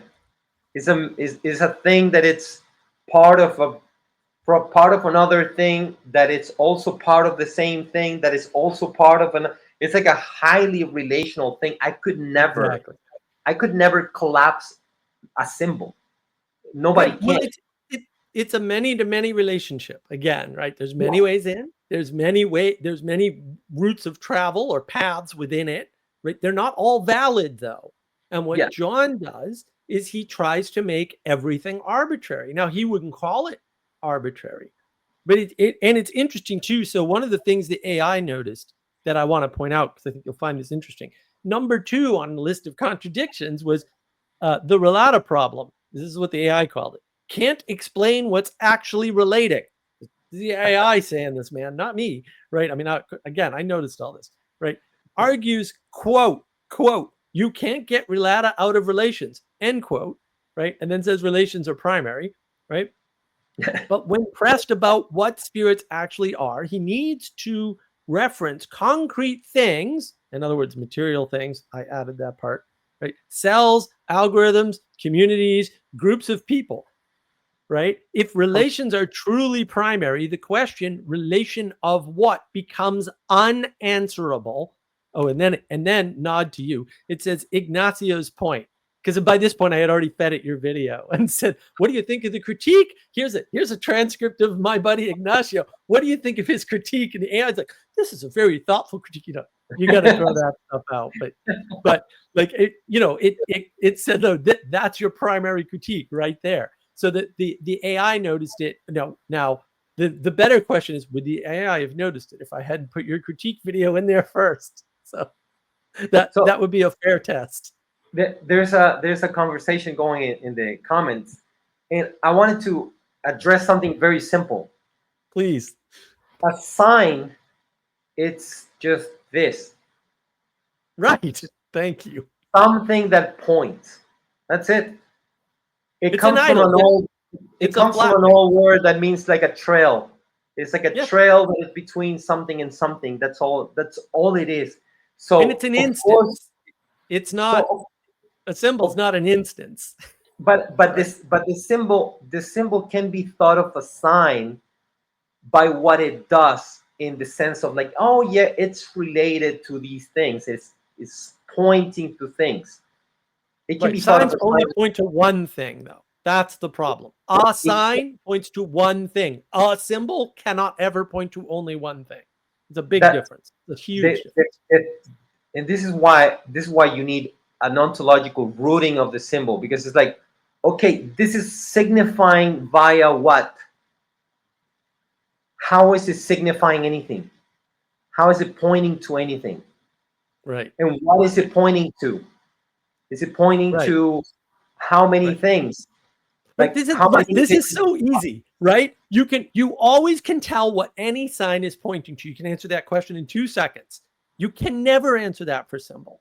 because the Yeah. symbol's never pointing to one thing. It's not No. that hard. It's a many-to-many relationship, not a one-to-one relationship. That is the flat world. This one-to-one relationship, that's the age of gnosis, I call it, right? That's And the flat world where everybody's misunderstanding because of that, John Vervaeke, propositional tyranny. That's correct. Because of the propositional tyranny, everyone doesn't understand the difference between sign and symbol. And symbol is so much more rich and so much larger and so much more important, right? And that's why they couldn't talk about spirit. Like, they didn't talk no, about spirit in this conversation they, at all. they didn't at all. Yeah. Yeah. So let me try to find a simple way of explaining it. It's very difficult, because if you just say symbol, like how Jonathan explained, symbol is just how the many come into one. Well, the how of the many come into one is an ontological question, right? Right. So because the human soul and the human body, are united in one composite. That Right. multiplicity that became one came into being for very different reason than me writing it, like drawing a cross on a paper. So yeah, they are things coming together into one, symbol in the broadest sense of the term. They didn't occur in the same manner.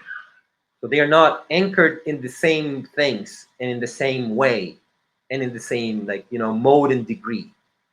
So you need to be able to distinguish them, to not make those bold, generalized claims.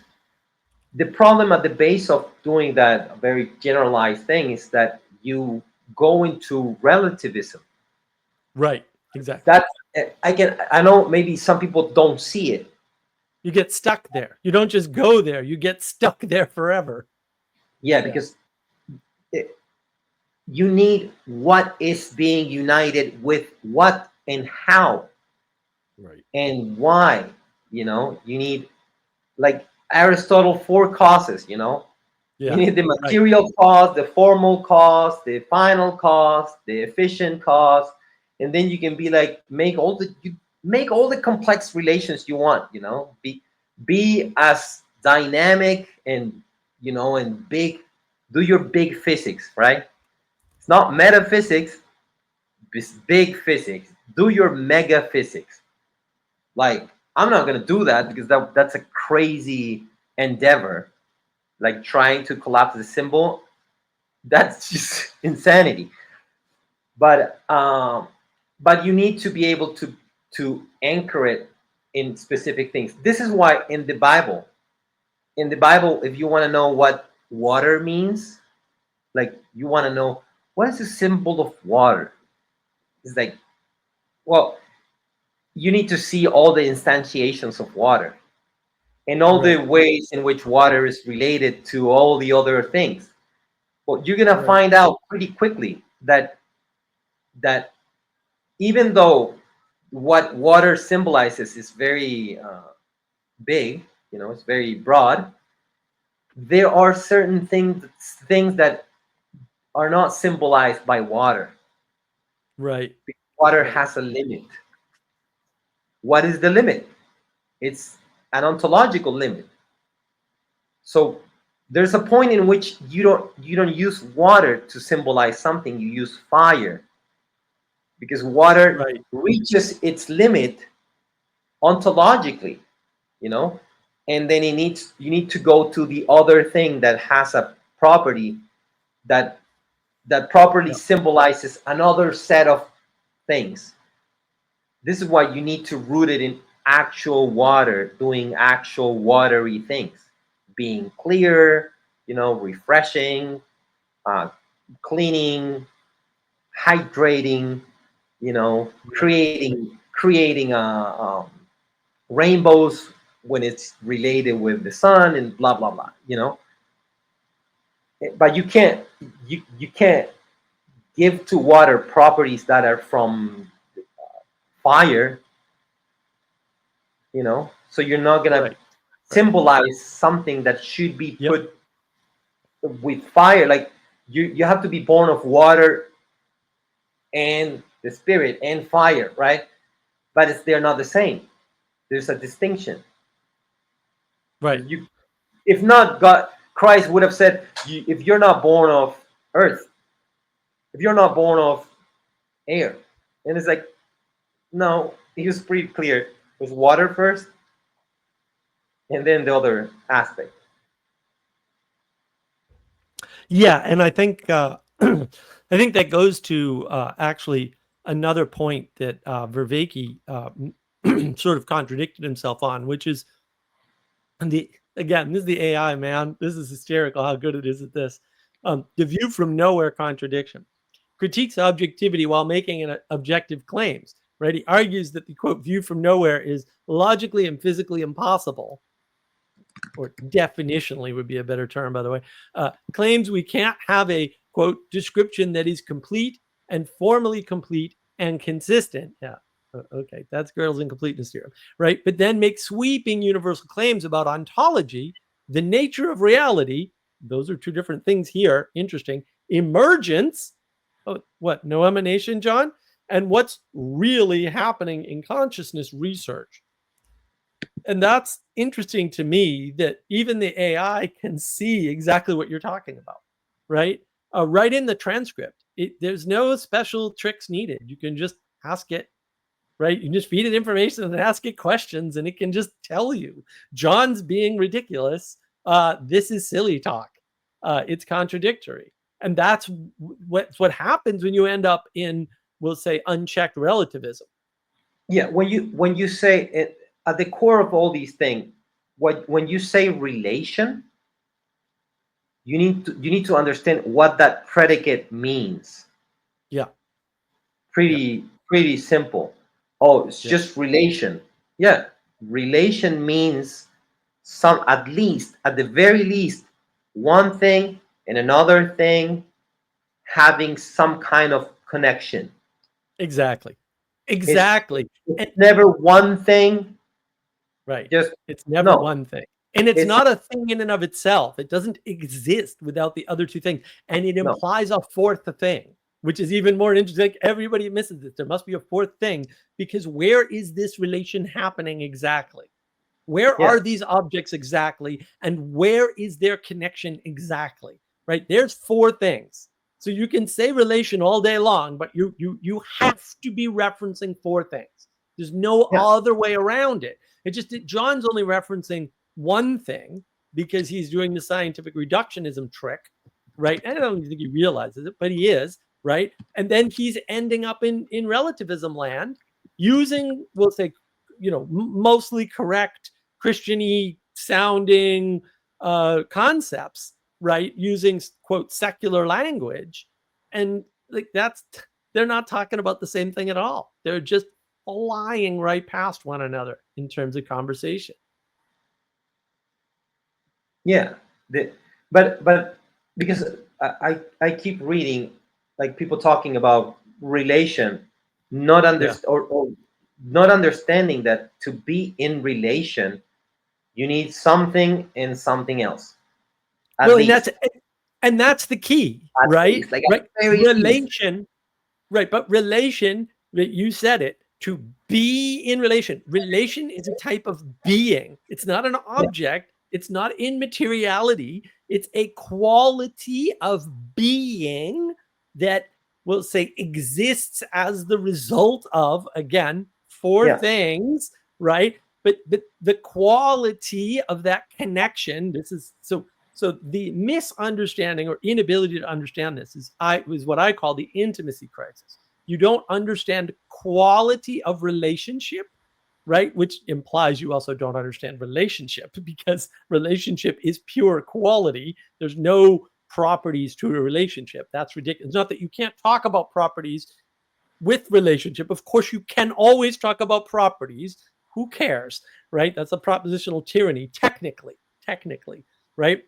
But you can't understand relationship without quality. Otherwise, you will reduce it down and say, well, Frodo and Sam must have been gay, because how else could they have been related? You can't have a relationship without a physical material manifestation. And it's like, no, that's not how it Now, works at all.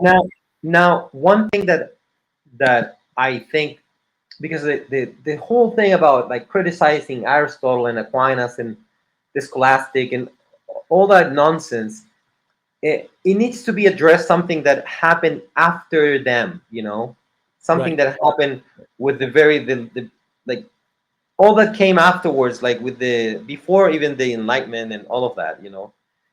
It's that the the heresy occurs when someone breaks the tension between distinction and relation, between the multiple and the one, between like when you choose one, because heresy means choosing. So when you choose Mm. one part, one aspect over the whole, you break everything apart. Everything breaks apart and it starts going one direction. So is it Hmm. bad for Aquinas to be very good at distinguishing? No. Can you be like hyper, like somebody that hyper distinguishes everything and can like see all the things? No, that's not No. evil, bad. It doesn't destroy symbolism, nothing. It's just showing you that you can distinguish things at very high levels. Right. That's it.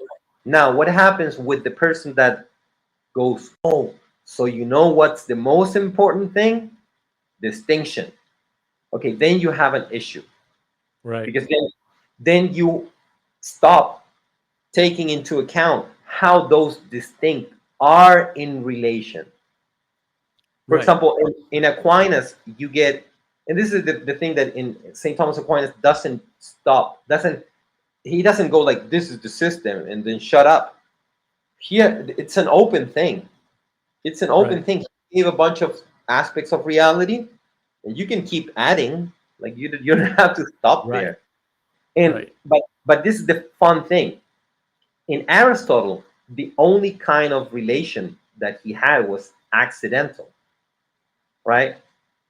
Because he didn't have participation that you had that in the Neoplatonics and in Christian theology. The notion of participation, creation, you know, that creates what is understood now as a transcendental relation. But that transcendental relation is there in Aquinas. Because it's a relation via participation. So you're participating in the act of being of God. So you're related with God, right? Hmm. And then like through Christ and all of that, and then the Right. sacraments and all of these things, like you have a transcendental relation with God. So okay, you have the accidental relations that Aristotle found. Now you have a transcendental relation, which is not there in Aristotle. And then Right. he had, and then you have substantial relations in God because he's Right. Trinity. So Right. you have Right. substantial relations, transcendental relation, accidental relations. Now, what happened after the scholasticism is that people focused on just distinguishing and just the the one, just the one thing. What is the one thing? What is that? I just want Right. to know one thing. The one. So that, of course, led to atomism. You know, like focusing on like the smallest thing. You know, Right. individualism. It focused on like all the like mass. It's a hyper masculine move, right? Yeah. That Objectivism. Yeah. yeah, that did happen. Nationalism, all of those things came from that. You know, they came Right. from hyper focused on distinction. Right. But that's not, Aquinas didn't give you that. He gave you like a bunch of distinctions, and now the job of us is to make all the dynamic relations that come from that. And that's a Right. pretty fun thing. And it's a cool thing that we should have been doing, Right. you know. Right. Well, But that's the process of discernment, right? Discernment, the ability to tell not only one thing from another, but where the boundaries are, right? yeah, And yeah, the boundaries we'll say aren't scientific. They aren't sharp and clear the way a lot of people seem to want them. Like I get that. That's a feature, not a bug, right? And that's where people get confused. They think, well, the boundaries should be clear and sharp, exactly the way science gives it to us. No, no, they shouldn't. And when you make that mistake or you make the opposite mistake, the same thing happens. which is you lose all the boundaries, right? Because you make tight boundaries, people just slip through them and things slip through them. And then you can't hold them because they're too tight. And when you make loose boundaries, they disintegrate. And the next thing you know, I can identify as an Apache attack helicopter. And then Yeah. you have to call me, Mr. Jet or something. Like my pronouns are Mr. and Jet. How do you like me now? Those are my pronouns, Ignacio. Like because it has to. Either one leads to that problem. The thing that solves that problem is discernment. And the way that you enact discernment without destroying the world is through the symbol, right? And because the symbol allows you to understand spirit, which is the thing they never talked about. This is a really good question that I'm gonna say it in Spanish. Manuel uh, presents. Why are we supposed to do all these distinctions? Because we are going there as humans. So if this is what happens with why do we have councils in the church to clarify things? It's because we're going there. It's like Right. at one moment we didn't have to, and everything was fine Yeah. until it wasn't fine anymore. And Right. somebody was pushing some weird thing, and then you have to, okay, dude, I have to make the distinction, and then you add the distinction, and now we have that distinction. That's it. Like we just added a distinction. Cool. Yeah. And Exactly. then somebody else comes along, does another weird thing, and you're like, oh, dude, I didn't see that coming, right? So I'm gonna have to Right. make it this proper distinction to anchor things properly. That's As we explore the world, right? yeah, We need to set new boundaries because the world expands as we explore. Now, you can always and make the argument that we it's shouldn't like anchor explore. points. It's like Right. You flags. always need You to know? re-anchor it. Right. It's just placing certain flags on the terrain. It's like, oh, we have more terrain now. Like before, it was just my house. Right. Now it's thousands of acres. It's like, okay, you need like you need to like put a name to this place, to that thing, to. But it's just it's like putting a flag. It's not necessarily like destroying the thing. It's not like shooting down the hill. They know you're just naming the hill. You recognize there's a hill over there. You put a name. That's it. You don't have to destroy it. Yeah. Yeah, exactly. Did you want to address his second thing here? Why do we need to map these things? Is participation in there being not enough? Yeah, it's Because not to me enough. that's the argument that won the day. Like that's the Yeah, gay pride parade. That's it. yeah, That's for it's Vinky, right? yeah, yeah. Sadly, it's not enough. You know, and I say Right. sadly because the satanic impulse is precisely in the people that they find the loophole. Yeah. Think The about, for exception. example, I can give you the example with what's happening with the liturgy in the Catholic Church. I'm Catholic and I hate what's happening with the liturgy.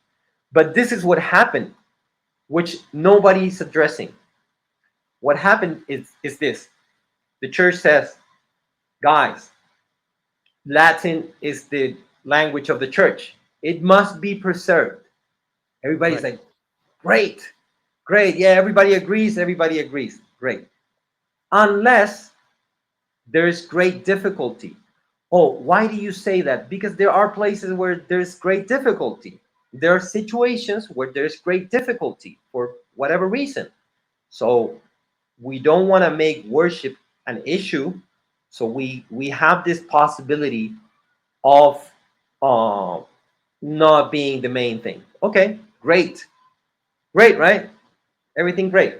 Then music, Gregorian chant is the model of all the sacred music in the liturgy, Right.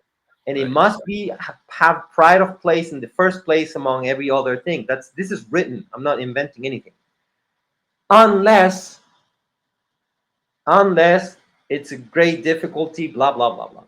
Okay, and then you have all these different situations. The church is going like, this is the thing that we should do.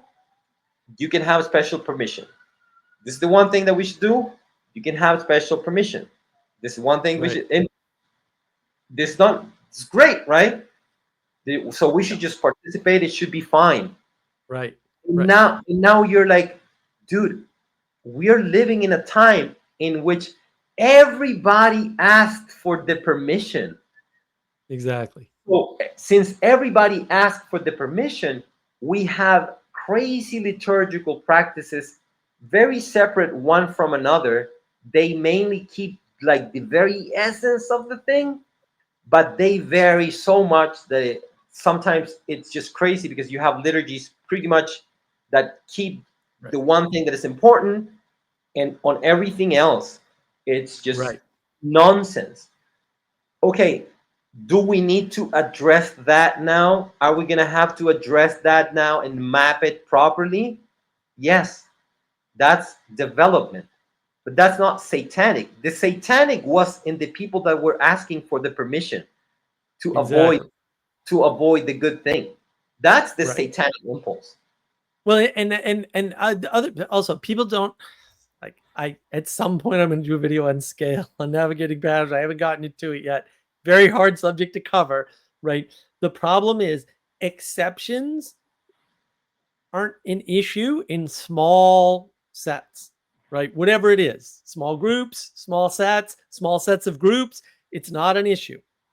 But what happens in a large enough set is that you get, we'd call them schisms probably, right? In Catholic land, right? You get these schisms where somebody goes, oh, I like the liturgy that this guy's doing. I think because I'm lazy or because I was under him or because I visited the church once, I'm going to try that, right? And that's not a problem unless it happens at scale. Now, it doesn't happen all the time. It's not a hard and fast rule, right? But then that can spread. And when it spreads, it gets its own momentum. That video is up on Navigating Patterns. It gets its own momentum.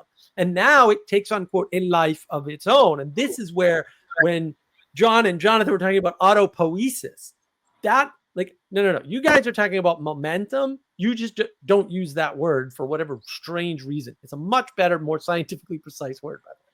But whatever, you're talking about the momentum that happens as the result. Now, in this case, the force that causes it to happen is called mimicry. That's a Girardian concept, roughly speaking. I've got lots of problems with Girard, but man, he's talking about the two things that are most important to be discussed and no one's talking about. And even though he's not talking about them well and he's completely wrong, he is not entirely wrong about bringing them up and his formulation. So because we're not talking about things like mimicry, we think autopoiesis is some magical, Greek word fix for things with momentum and the fact that momentum at scale gains. It just gains, right? Like once you have 10 people doing it, another 10 people is easy to get. It's like that whole adage of, I don't know, making $3 million is easy. It's the first $1 million that's hard, right? Look, this is really great. I'm really loving what Manuel is posting. That's really good. This is one of the things that I criticize about the pastoral way of behaving, right? So in the modern pastoral way of behaving is that is doing exactly what you're saying. It's like you dance the music that they are playing, right? So it's like, I don't know, you get the Reformation and you get the Counter Reformation. It's like we are not that, and that creates a whole another issue, because by being against something, you lose many of the things that you're for, right? But this has happened forever in the church from the very beginning. It's not even a thing in the West. This is from the very beginning. As soon as somebody goes like, "Oh, the Virgin Mary is the Christotokos, it's not Theotokos," it's like, isn't she both? Like, why why can't I say both? And then, because why can't I say both? Because Christotokos is now attached to a cultural, like, big notion of her not being the Theotokos. So it's like, dude, how do I deal with this issue that yeah, I need to be pro my thing, right? So I need to be pro orthodoxy, pro my ontology, and pro my participatory way of doing things. I should I should be pro that. I shouldn't be against whatever thing people throw at me, because then, like you said, it's like I'm gonna be following their framing. They frame me, and then I move according to their framing. But again, like, do you just say, I don't know, you have a bunch of heretics that start using Christotokos to mean something against the faith, and do you go, yes, she's Christotokos and Theotokos? Don't you think that would be a bit confusing for certain people, and so you need to do a clarifying and like all these things? So I think it's a dance. I don't think that responding to it is necessarily the diabolical move. I do think that you do get a bit into the dancing with their thing. Right. And this is why I think that we should also be just showing who we are and what we Mhm. are, and being Right. more pro. But but again, Right. this person to person issue. For example, let's say in the Latin rite, we have Gregorian, we have Latin. I'm just giving you an example. We should be pro that and just stop being against people, Right. But many people don't want to defend that. Right. With the church, inside the church, you have Right. people that are hating Latin and hating um, Gregorian, and like, what do you do? I don't know. I don't have the answer. That's why Right. I think it's very difficult to be a pope or to be a bishop or to, that's a very difficult thing to Well, be. and that's the difference between defense and offense. It always confuses me. I'm like, and then Ignacio. I mean, it's a small sample size, but also every single person that doesn't understand the difference between defense and offense, doesn't understand identifying for versus identifying against, also doesn't understand sports. Like they're like, oh, I don't know much about sports. And I'm like, well, that's a really weird connection that you don't understand spirit and you don't understand identifying for and the difference between identifying against, and you don't engage in sports and you don't understand sports and you don't understand why people watch sports. It hones your skill of discernment of who's identifying against something, which is a bad thing, and who's identifying for something. And there's not never a time to identify against, but you want to do so from a starting position and a primary position, because it's both in Yeah. this case. It's not in all So, cases, not both. In this case, so it's both. Then you think can identify against. think of right now. So I did all this mapping. I don't like doing this. I was fine without doing it.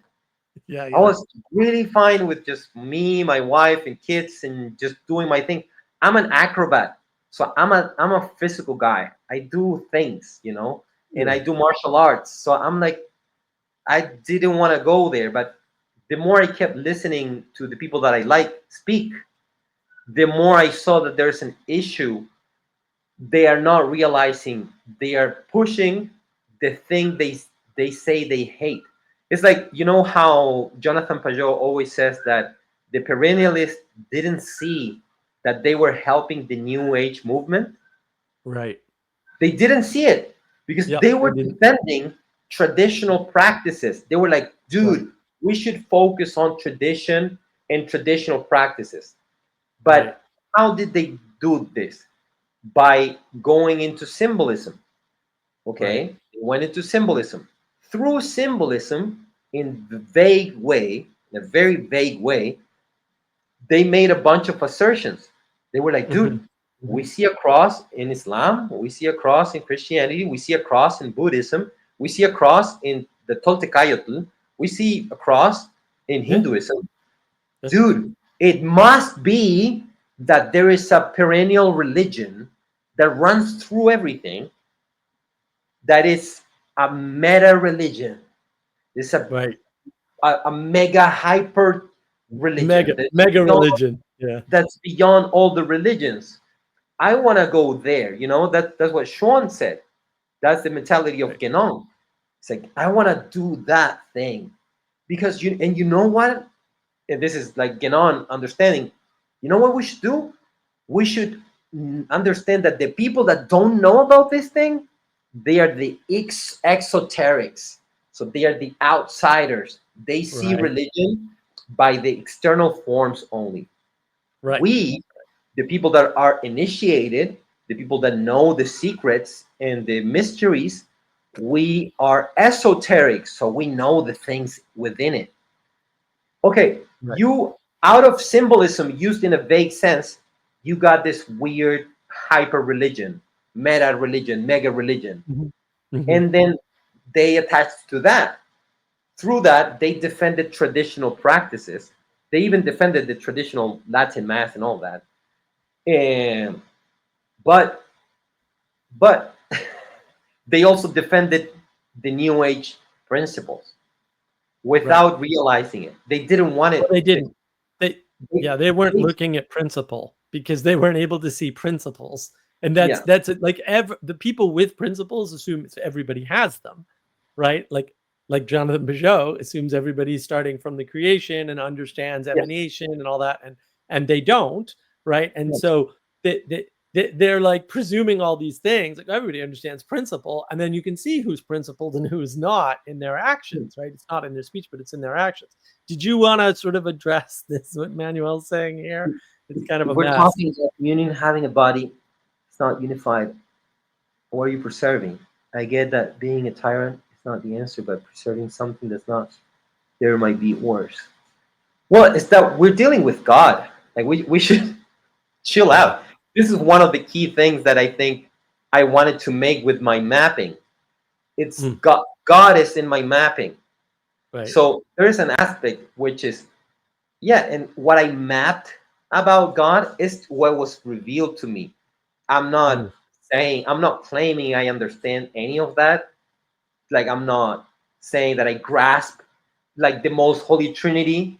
No, I just wrote the dogmas and the things and I put it in a map. Now, yeah.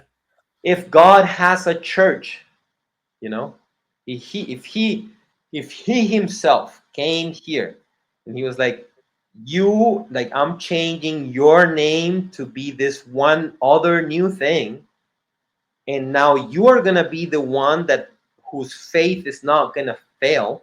So I'm praying, me, God, I'm praying for you. Like, God is praying for the faith of Peter to not fail.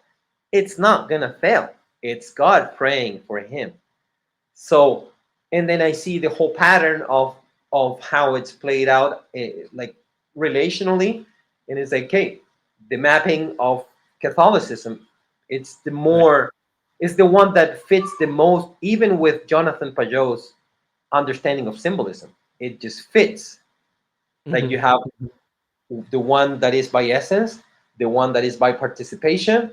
Which one is like mimicking, you know, which one is participating in this reality the most hierarchically?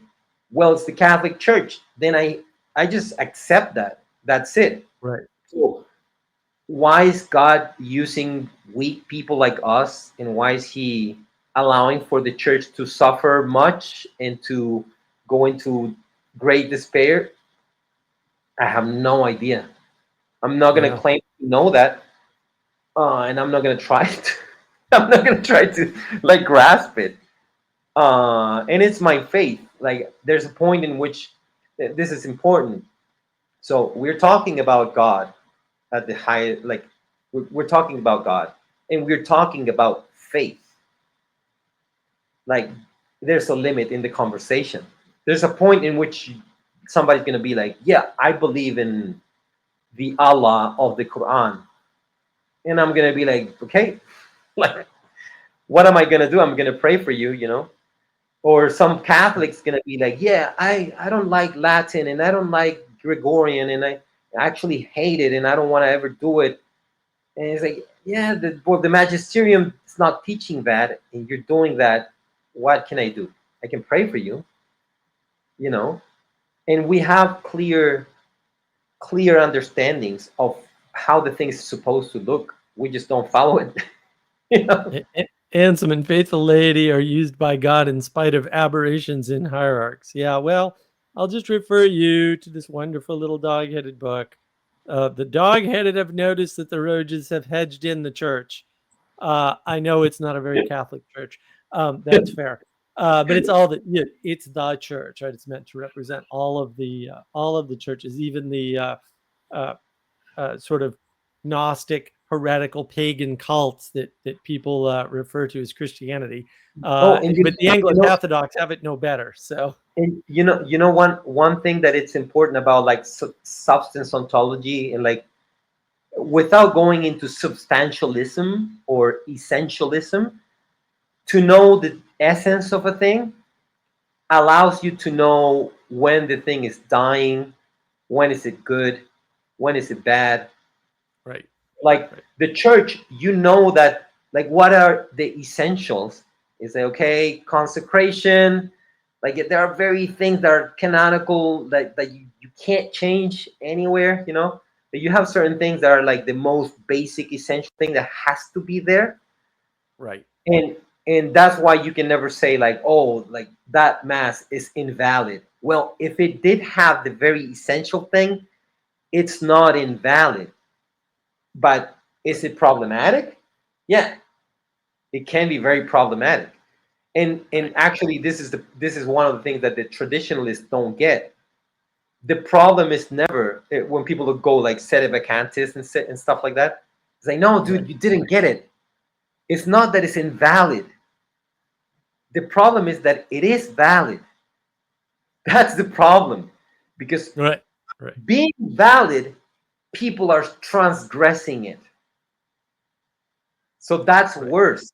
If you're transgressing an invalid thing, who cares? Like, oh, he's transgressing that fake thing. Who cares? What about the changing of the Lord's words in the Mass? Yeah, that The happened. Mass That isn't happened with, about it. Isn't about that though. So not for Anglo-Catholics generally. but it did happen with translations. Of course With it the, did. I mean, that's why it's not about the word. Like, this is the propositional tyranny. Oh, you yeah. change the words. Who cares? The words are tyrannizing you because language Well, changes over time. So you can't do that. well, the word, and yeah, to be fair to that, everybody changes the words because because Yeah. because the Lord didn't speak in Spanish at that Right. moment in time. Or Like, Latin. He's not or even a Latin. Latin speaker. Or Greek. What's going on? This is right. So which tyranny would you like? Would you like the Latin tyranny, the Greek tyranny, the English tyranny, the Spanish? What do you mean change the words? It doesn't mean anything. The question is the symbol coming through correctly because we're limited by words in that. Now, you framed it as words. It's like the word, like I keep trying to explain this to people. The reason why you actually want a Latin Mass is because you can't understand it. And you Yeah. shouldn't. The, the, the whole point is to focus you on the participation and away from the damn thinky talky garbage. I know I have a YouTube channel, whatever. I wrote a book. It's fine, right? This is still garbage compared to the participation, right? If I fly Yeah. down to Chile, right, Ignacio and I are going to share a meal. That's going to be meaningful. We might not talk at all, Yeah. which I know everybody's like, Ignacio not talk. Mark's certainly never going to not talk. That's nonsense. I not talk all the time. I save all my talking for the YouTube, right? So that would be more meaningful, more important, and more impactful. It's the participation that matters. Maybe the words help. Hopefully, the words help. They're there to help anchor your brain, right? But maybe too much word understanding or literacy. I have a video on literacy versus comprehension. That's an important one. That got a huge number, almost 500 views so far. That, maybe that's the reason why the words are there, is to help you along, but they're not the thing, right? It's not, Yeah. because words are a sign, not a symbol. That's why you can't talk about symbols very well. And spirit is the same thing. And that was the mistake, or one of the many mistakes I think that the conversation that spawned all this had, was they couldn't really talk about spirit. They couldn't talk about symbol very well. And they failed. They really failed to get across their points. Like, I failed to follow what it was they were agreeing on. I think Jonathan pushed back like maybe twice. And I was like, man, I would have pushed back on every single thing John said, right? Because either he said it wrong and he had a point, or the stuff he said was just contradictory and inconsistent to the point where even an AI can find it. Yeah, yeah, but like I said, it's not that simple. The only reason why I wanted to talk with Mark is because I see this problem. Like, science in the dust is like saying that this would be laughed at. Dude, do you see the conversation between John and Jonathan?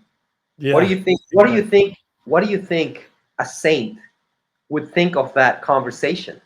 Right. It's nothing, you know.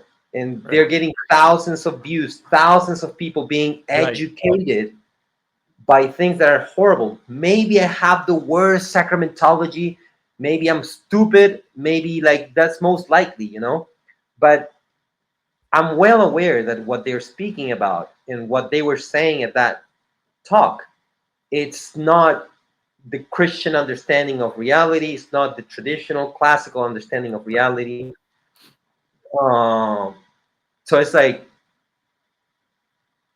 like, okay, you can hate on whatever I'm doing. You can be like, yeah, Ignacio doesn't know, like, whatever, sacraments and words and things and languages. And yeah, maybe I don't know anything, but I'm quite sure that anybody that says that things in relation are just relations in relations that are really, it never speaks of Yeah. the what is it of the Right. things in relation. I think that's very dangerous. Maybe I'm wrong Yeah. on No, it saying is. what is it, right? Right. Maybe I'm giving you the wrong distinction of the thing, but I'm giving you a distinction so I can actually relate things. Right. Jonathan speaks of heaven and earth. Jonathan speaks of, he gives you different things that are distinct: God and Right. creature, unlimited and limited. He gives you distinctions. So Right. he can make relations. Maybe are not the best relations, maybe are not the best distinctions, but he's giving you both things at the same time. Right. John is not. John Right. is saying we have these distinctions that are called relata, and they are nothing. And those nothingness are Yep. relating. You're like, what is relating with what? Right. Well, then people don't notice. It's interesting, Ignacio. So maybe within the past week or week and a half or something, Nassim Taleb. I love Nassim Taleb. Half his Twitter's garbage, but all of his books are great. Right? He said one of the biggest problems that we have is we can't discover circular reasoning. Like, people can't figure out when people are doing circular reasoning. You want circular reasoning? That particular conversation is just Yeah, John Vervaeke using circular reasoning. He's using parasitic, self-referential language to describe something, but you can't describe something by talking about the thing in and of itself. And yeah. again, even the And AI, which he apparently now he worships, creates, yeah, points this out. and he creates a hyper language, right? So it's like Right, right, just a yep, mix of things. So it's like, oh, you right. have trans, and you have objective, and then you have subjective. So you have transjective.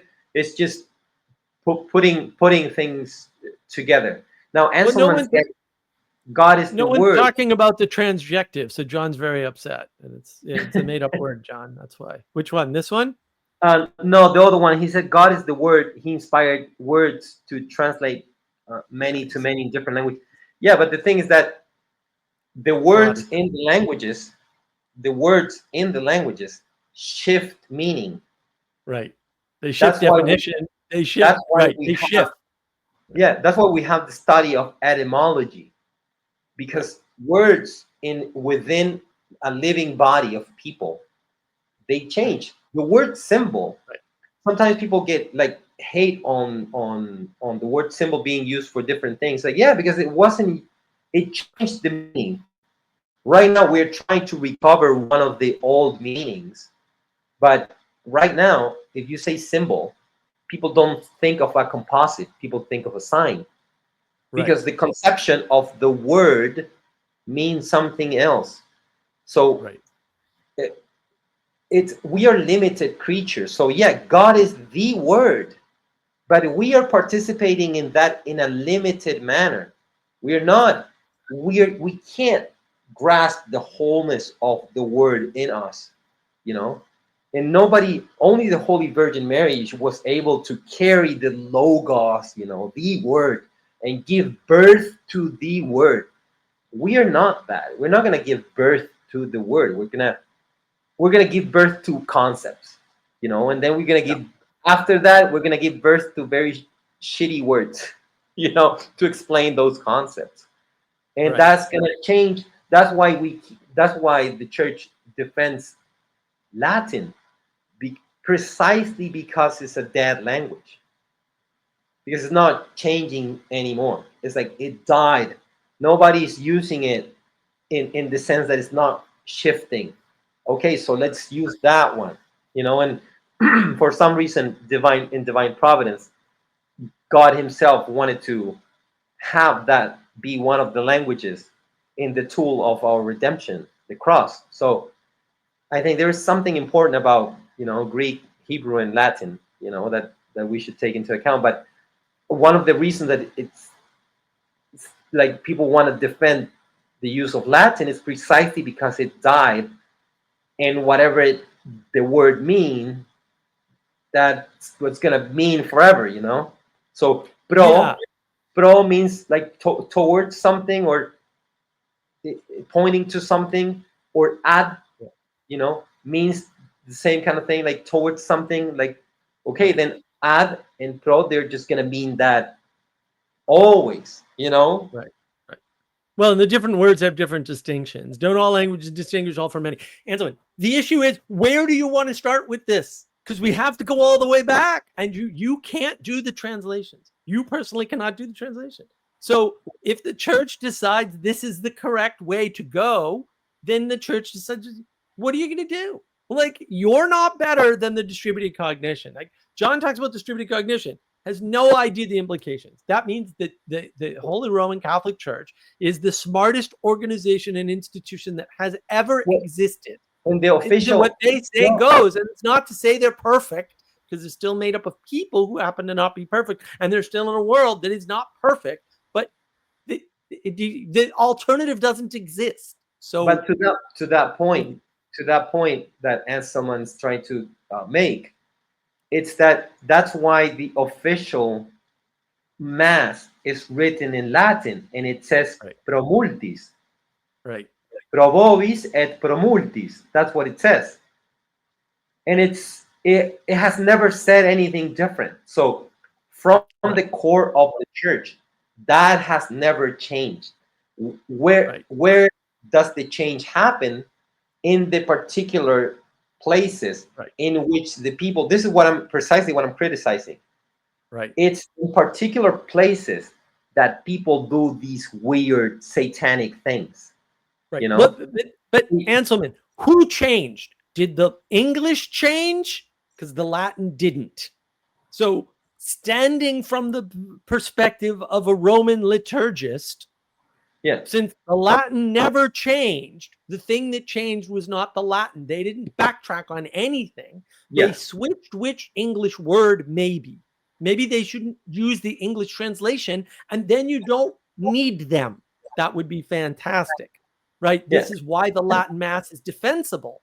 You don't run in, this problem never manifests. And the Yeah. fact that experts don't stay stable over time and language doesn't stay stable over time means you can't determine whose fault it is. Are the experts correct and the language has moved and you didn't notice?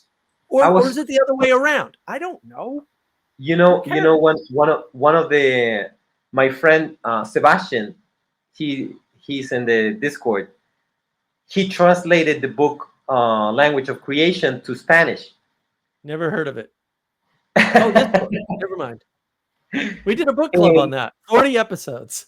and like how many words and how many things were not, like, we were not able to translate them properly.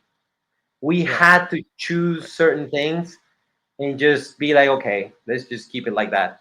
Now imagine if you add to that bad intention people, people with bad theology. So of Right. course we did have that issue, not everywhere, but in some places in which people did make that bad translation Right. because of bad, because they had bad theology, right? So you mix people with bad intentions, bad theology, and then they are tasked with translating. Dude, Right. they can make some damage.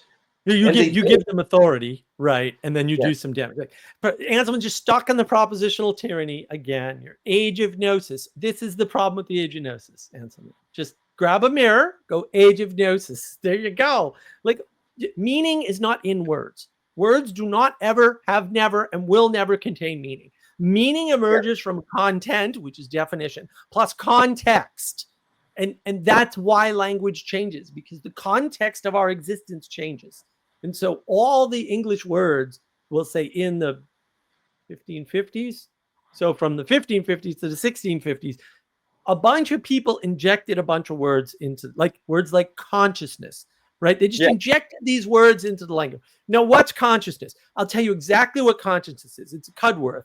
Cudworth is just a complete unknown bad guy in the destruction of thought, actually, right? And consciousness is saying, the important part of the soul is contained in the brain, and it's science now. That's all they're doing. That's why you will never find a definition of consciousness ever. They will never get one, because they're taking part of the concept of soul, locating it entirely in the brain. And then you go, what's the age of gnosis, Mark? I don't know. That's part of it, though, man. Locating soul in the brain, or part of soul in the brain, and then cutting it off from the rest of soul and labeling it consciousness. That there's so many crimes there that somebody should go to prison, and yet no one has yet been imprisoned for using that term. I would put them all in jail immediately. It's but but ridiculous term. but you see that one of the things, because I am acknowledging what Anselm is saying, but what we're Yeah, yeah, missing here, we're missing the point of, like, again, why is it that I rooted my whole right, system in God? It's because you can't you can't just be like, oh, those masses were invalid, thus what, right. all those people went to hell, like, Yeah. no, that's not The how it works. words move. Anselm, the words change and they move. No, Your but point is invalid because but the world changes, language changes. So yes, it's important, but they're a moving target. This is you're yeah, missing the fact of but entropy. but he's Change. but he's pointing at a factual thing that actually happened, and I Right, want to, I right. want to like, I want to honor that. I don't want Yeah, to just sure. brush it off. The But he's My making point, a judgment on it, Ignacio. He's yeah, my making the judgment that it's wrong. And my point is, you're not in a position to make the judgment that it's wrong. It might be wrong, but you're not in the position to make that judgment. That's yeah, the difference. my position is that, again, we need to make proper distinctions. Yeah, Being by essence, so being self-subsisting yeah, God, and being by participation makes the whole difference. So yeah, being by participation means that you are limited. You have a limitation. You can't grasp it all. You can make it all. And right, if you are right, sinful, so if you have a sinful tendency, which we all do because of original sin, we all have that tendency yeah, to be misaligned with God, right, right? So God is sending the right signal, to put, like, in modern, very modern terms. He's sending the right signal. We are crooked and we can get it wrong.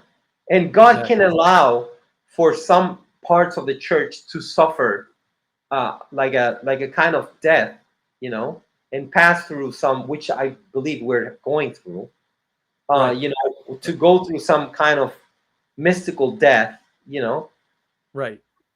and he can still be doing the salvation thing he does all the time in Right. extraordinary ways, you know. So Well, yeah, the well, mass was invalid. For example, let's say a mass was invalid because the proper words were not said. Okay, so they were not signifying what the Lord wanted to signify. Bad theology, everything bad, and the sacrament didn't occur. God didn't right. come to that host, and Right. Right. let's give that a, like, okay, that's a thing. Sure.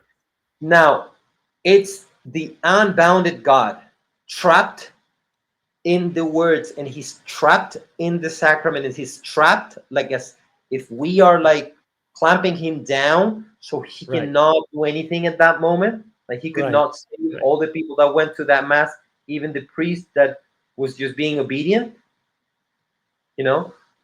This is why the line of the subsidiarity model of Right. reality, it places the guilt on the authority, not Exactly. not on the Exactly. obedient person. I'm just being, Exactly. I'm just going to church. Somebody mistranslated it. I'm just doing the thing. Exactly. Then who's gonna be guilty of that? Who's gonna receive the biggest punishment? Right. Well, like I want to make a couple points here. God wouldn't hold the ignorant guilty. No, no, no, no, no. God wouldn't hold even if you're not ignorant, he wouldn't hold you as guilty for submitting to the authority, right? Yeah, What happens is, and I think you've alluded to this yeah, rather yeah, well, yeah. Ignacio, Grace can the overrule. church, the church takes on the responsibility, right? Of course, but it's not about grace. It's about hierarchy, right? If you have a group of people and they're following a leader and the leader screws up, it's the leader's responsibility, not the group's. It's not to say the group has no responsibility, or we'll say each of the persons in the group has no responsibility, but they might not. They might not, right? And that's not even a function of ignorance. It can be a function of ignorance. It can be a function of stupidity. It can be a function of, I don't have another church to go to. So I have to go to this schismatic church and hold my covenant the best I can in a group, because you can't do it by yourself. It's bigger than you. This isn't that hard, right? Everybody, I do by I would start a home church. You can't do that, right? Like that's a no. And so Well, you have to have something hold you together, and that has to take responsibility for mistakes, even if they're not the mistakes at that level. The thing at the higher level takes all the responsibility for all the mistakes below to the best of yeah, its ability. and it's and if we go into that into that realm, nobody's nobody's safe. Right. For example, Right. let's say that the Lord said that what was united by God is in this, you can't dissolve it. Then why do you have certain churches that are apostolic churches saying that you can divorce and remarry 3 times? Are they changing the words of the Lord? Are they changing the meaning? Maybe you can change the words, but they're changing the meaning, and then they're gonna say economy. Right. What is economy? It's pastoral, right?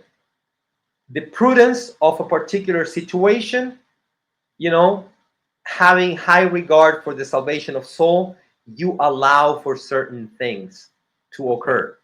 Right. Okay, so but you Right. can say economy. I cannot say pastoral. We can, Right. it's you don't have to get trapped there. But Right. to go back to the main thing is that is that this video of Jonathan and John and Sam, they were not able to state what a spirit is. Right. They were not able to state what a relata is Right. specifically, nature of the relata, the subject of the relata, the reality of the relata.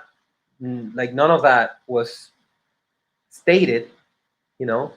Uh, Right. But they did state, like, even the AI has this right. Distinction and relation as co-equal. And I was just like, no, distinction and relation aren't co-equal. First of The- all, co-equal doesn't make any sense in the English language. Like now you're not speaking proper English. Like you've got English completely wrong. They're not equal. They're not co-equal. They're not kind of equal. They're not equal someday. They're not equal in another. Like, there's no equal between distinction and relation. Like, no. Where did we get that garbage from? I would say, because I agree with the notion of you can't put one above the other, Right. but Right. they're complementary. You need both.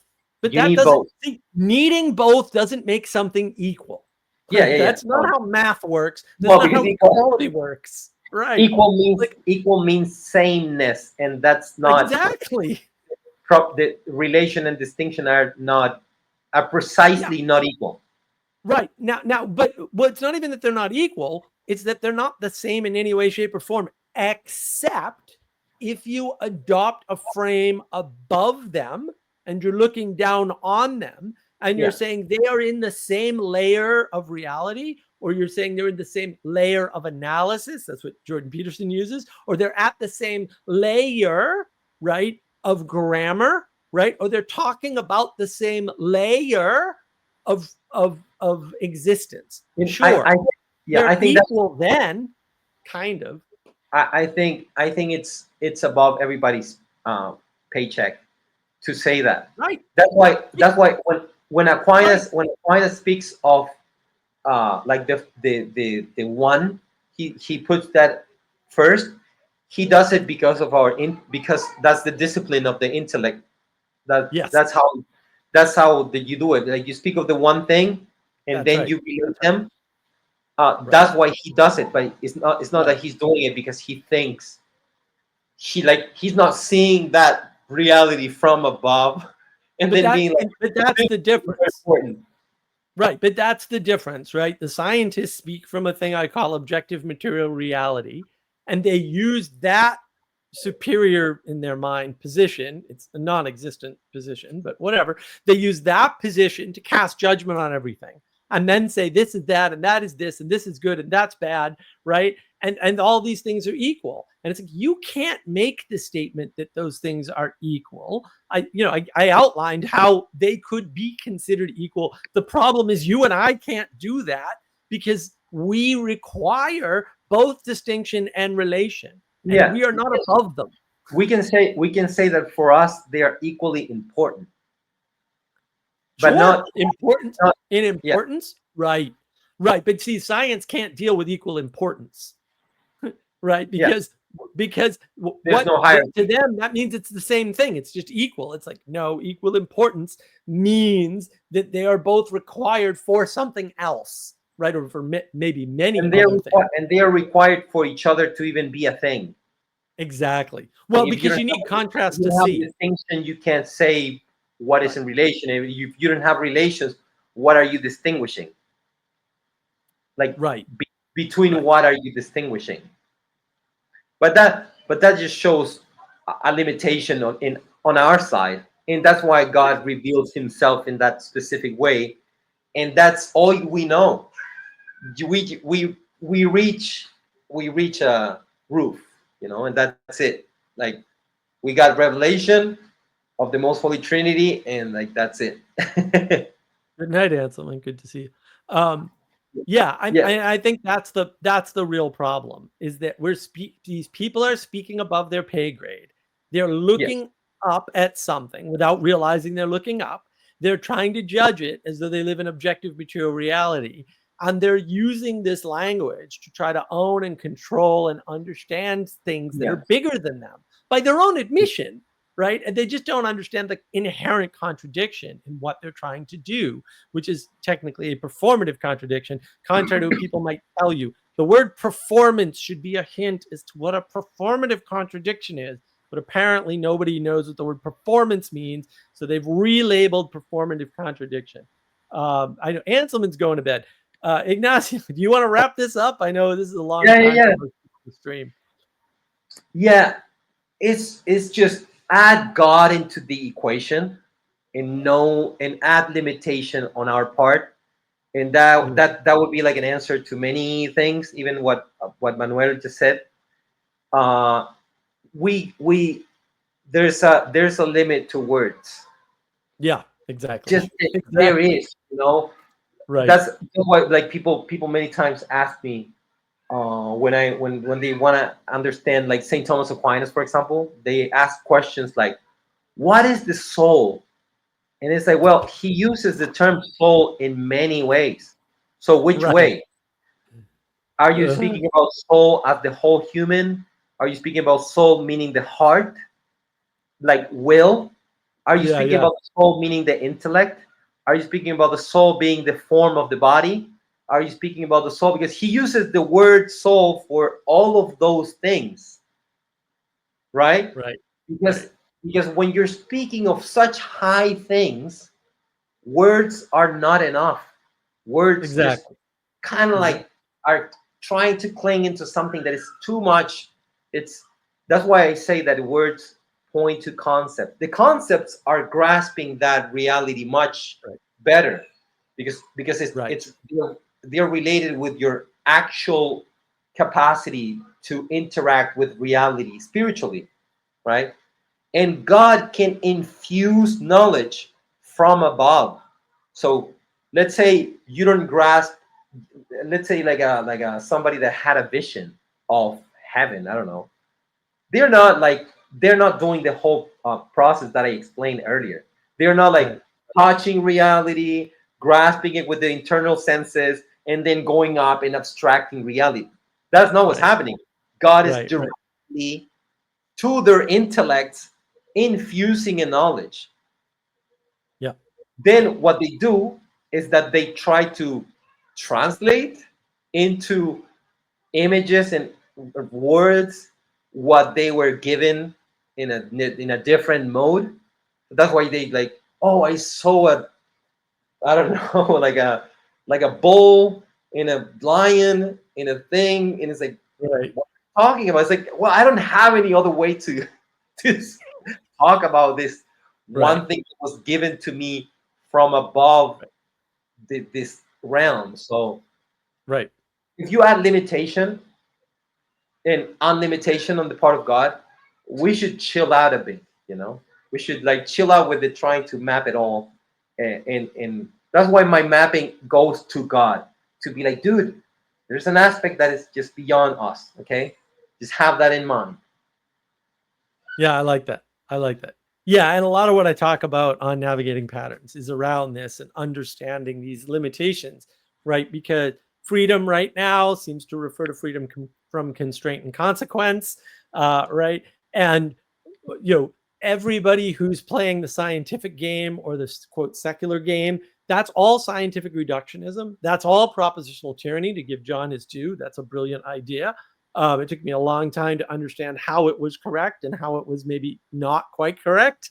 But I think I've done a reasonable job of that, right? And that's elsewhere on the channel too, right? But ultimately, when you're trapped in that game, you're not going to see the limitation because science doesn't recognize the limitation. These people, not all scientists or anything, but almost all of them at this point, not in the 1930s, by the way. You can look this up, right? 1930s, it was very, very different. You could look up some of the polls, right? Einstein said God does not play dice with the universe. Like he was clearly a believer, right? In something higher that was controlling things and not using random numbers, right? Or semi-random numbers, however you want to think of it. That he clearly, 100% clearly was not of the stripe of a scientist today, right? They are taking a superior position.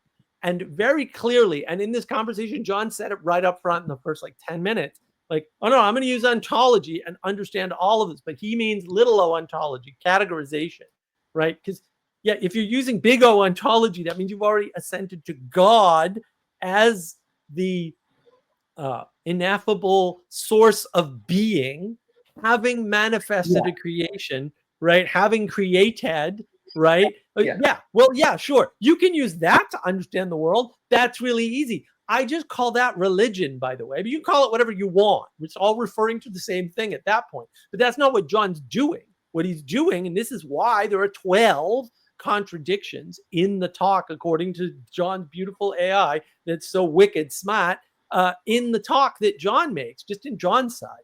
I didn't do Sam's contradiction, and I didn't do any for Peugeot because I still like Peugeot. So I don't like what he did here. But like, they don't have an objective material reality superior position to judge these things and categorize them. And that's why they end up in relational hell and with self-reference and circular references, right? Because they don't. I have revelation. Yeah, I have revelation, and I access that through faith. So Right. I'm very clear that it's not of my capabilities that I'm like what Manuel is saying here. It's like, yeah, when I say certain things are equal, like for example, I say the Father, the Son, and the Holy Spirit are like equal in glory, for example. I don't know. I don't know what that means. But I don't know. To us, they are equal in glory, right? We can't know if they contribute equal glory. But I don't really know what that means. I am accepting that by faith and by knowing, like, oh, it means that there's no separation. It means they're not composition. It means he's not a creature. It means he's not a kind of being. Like, that's all apophatic. That's all. It's not what you think, kind of thing. It's all telling me, by the way, this one God, it's nothing about, like, it's not like whatever you've seen. It's beyond all of that. That's all it's telling me. But that's not. It doesn't mean that I'm like grasping it. Like, I'm like, oh yeah, I totally understand what it means to be the same in substance and be relational. You know, I don't like. I just accept that by faith. You know, I try, and I just repeat it because the church gave it to me. But the scientific mind that he's saying it because he thinks he thought the thing, you know, like I thought this thought, and they're using it to dissect the world instead of using it to accept the world, right? You're using it to accept the world, not dissect the world, and that's the fundamental difference. And I think that, you know, Jonathan, for all his wonderful qualities, when you fall into the game of writing white papers and trying to explain in secular language these concepts to people, you've already fallen down the rabbit hole. I mean, this is why I don't like apologetics. I think it's a bad game. Everybody who does it is bad at it, first of all, because they're not like, you're never going to beat a scientist at the science game, right? It's never going to happen for you, right? Because they're playing a very limited game with very limited tools, and they're very good at it. And you don't understand their tools, right? You have better tools, right? And where they seem to cross over, you're not understanding that they don't cross over, right? You're just saying, oh, they're the same. They're not the same. And that's why they never could discuss spirit. I think you could discuss spirit. I think it's technically possible, right? But it would be very kind of wooey and sort of like unsatisfying in some ways. It would be wooey. It would be very wooey to every scientist. Right, because you wouldn't be very sciencey, and we're living in the age of gnosis, where knowledge as propositions is the highest value. And I can't give you propositions about spirit. I can give you propositions that kind of outline some small aspect of spirit. Because everything you say about spirit can be explained through material means, precisely by making bigger connections. Exactly. But then you lose resolution, right? But you miss the point of what a spirit is. Right. And they don't get that. They don't understand scale. It's like, well, yeah, you can describe it using bigger abstractions, because that's technically it's an abstraction, right? Bigger relations. For example, you can say a forest. So a tree, you have a tree, and then many trees are acting like one forest, right? Right. Somebody like Jonathan is going to say, oh, because there's the angel of the forest, for example, or the principality of the forest. I get it. Like, I'm going to say yes to that, because of course there must be an angel protecting the whole thing. The scientist is going to say, yeah, I'm not going to put this angel part of it, because I can explain it through fungus and mycelium and like all these big connections. I See, don't those need. are, yeah, those are all part of the hyper object, Ignacio, obviously. It's a Yeah, hyper object that emerged from all these relations. And right.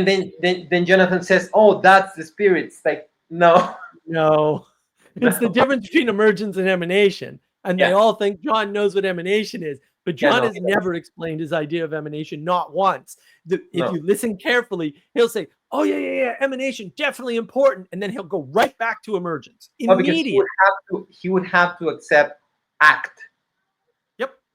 You have to accept the notion of cause as an spiritual act, and then Final cause. He has to accept final cause, right? But to accept final cause, yeah, you have to go all the way back to the creation. In other words, this is a problem of starting points.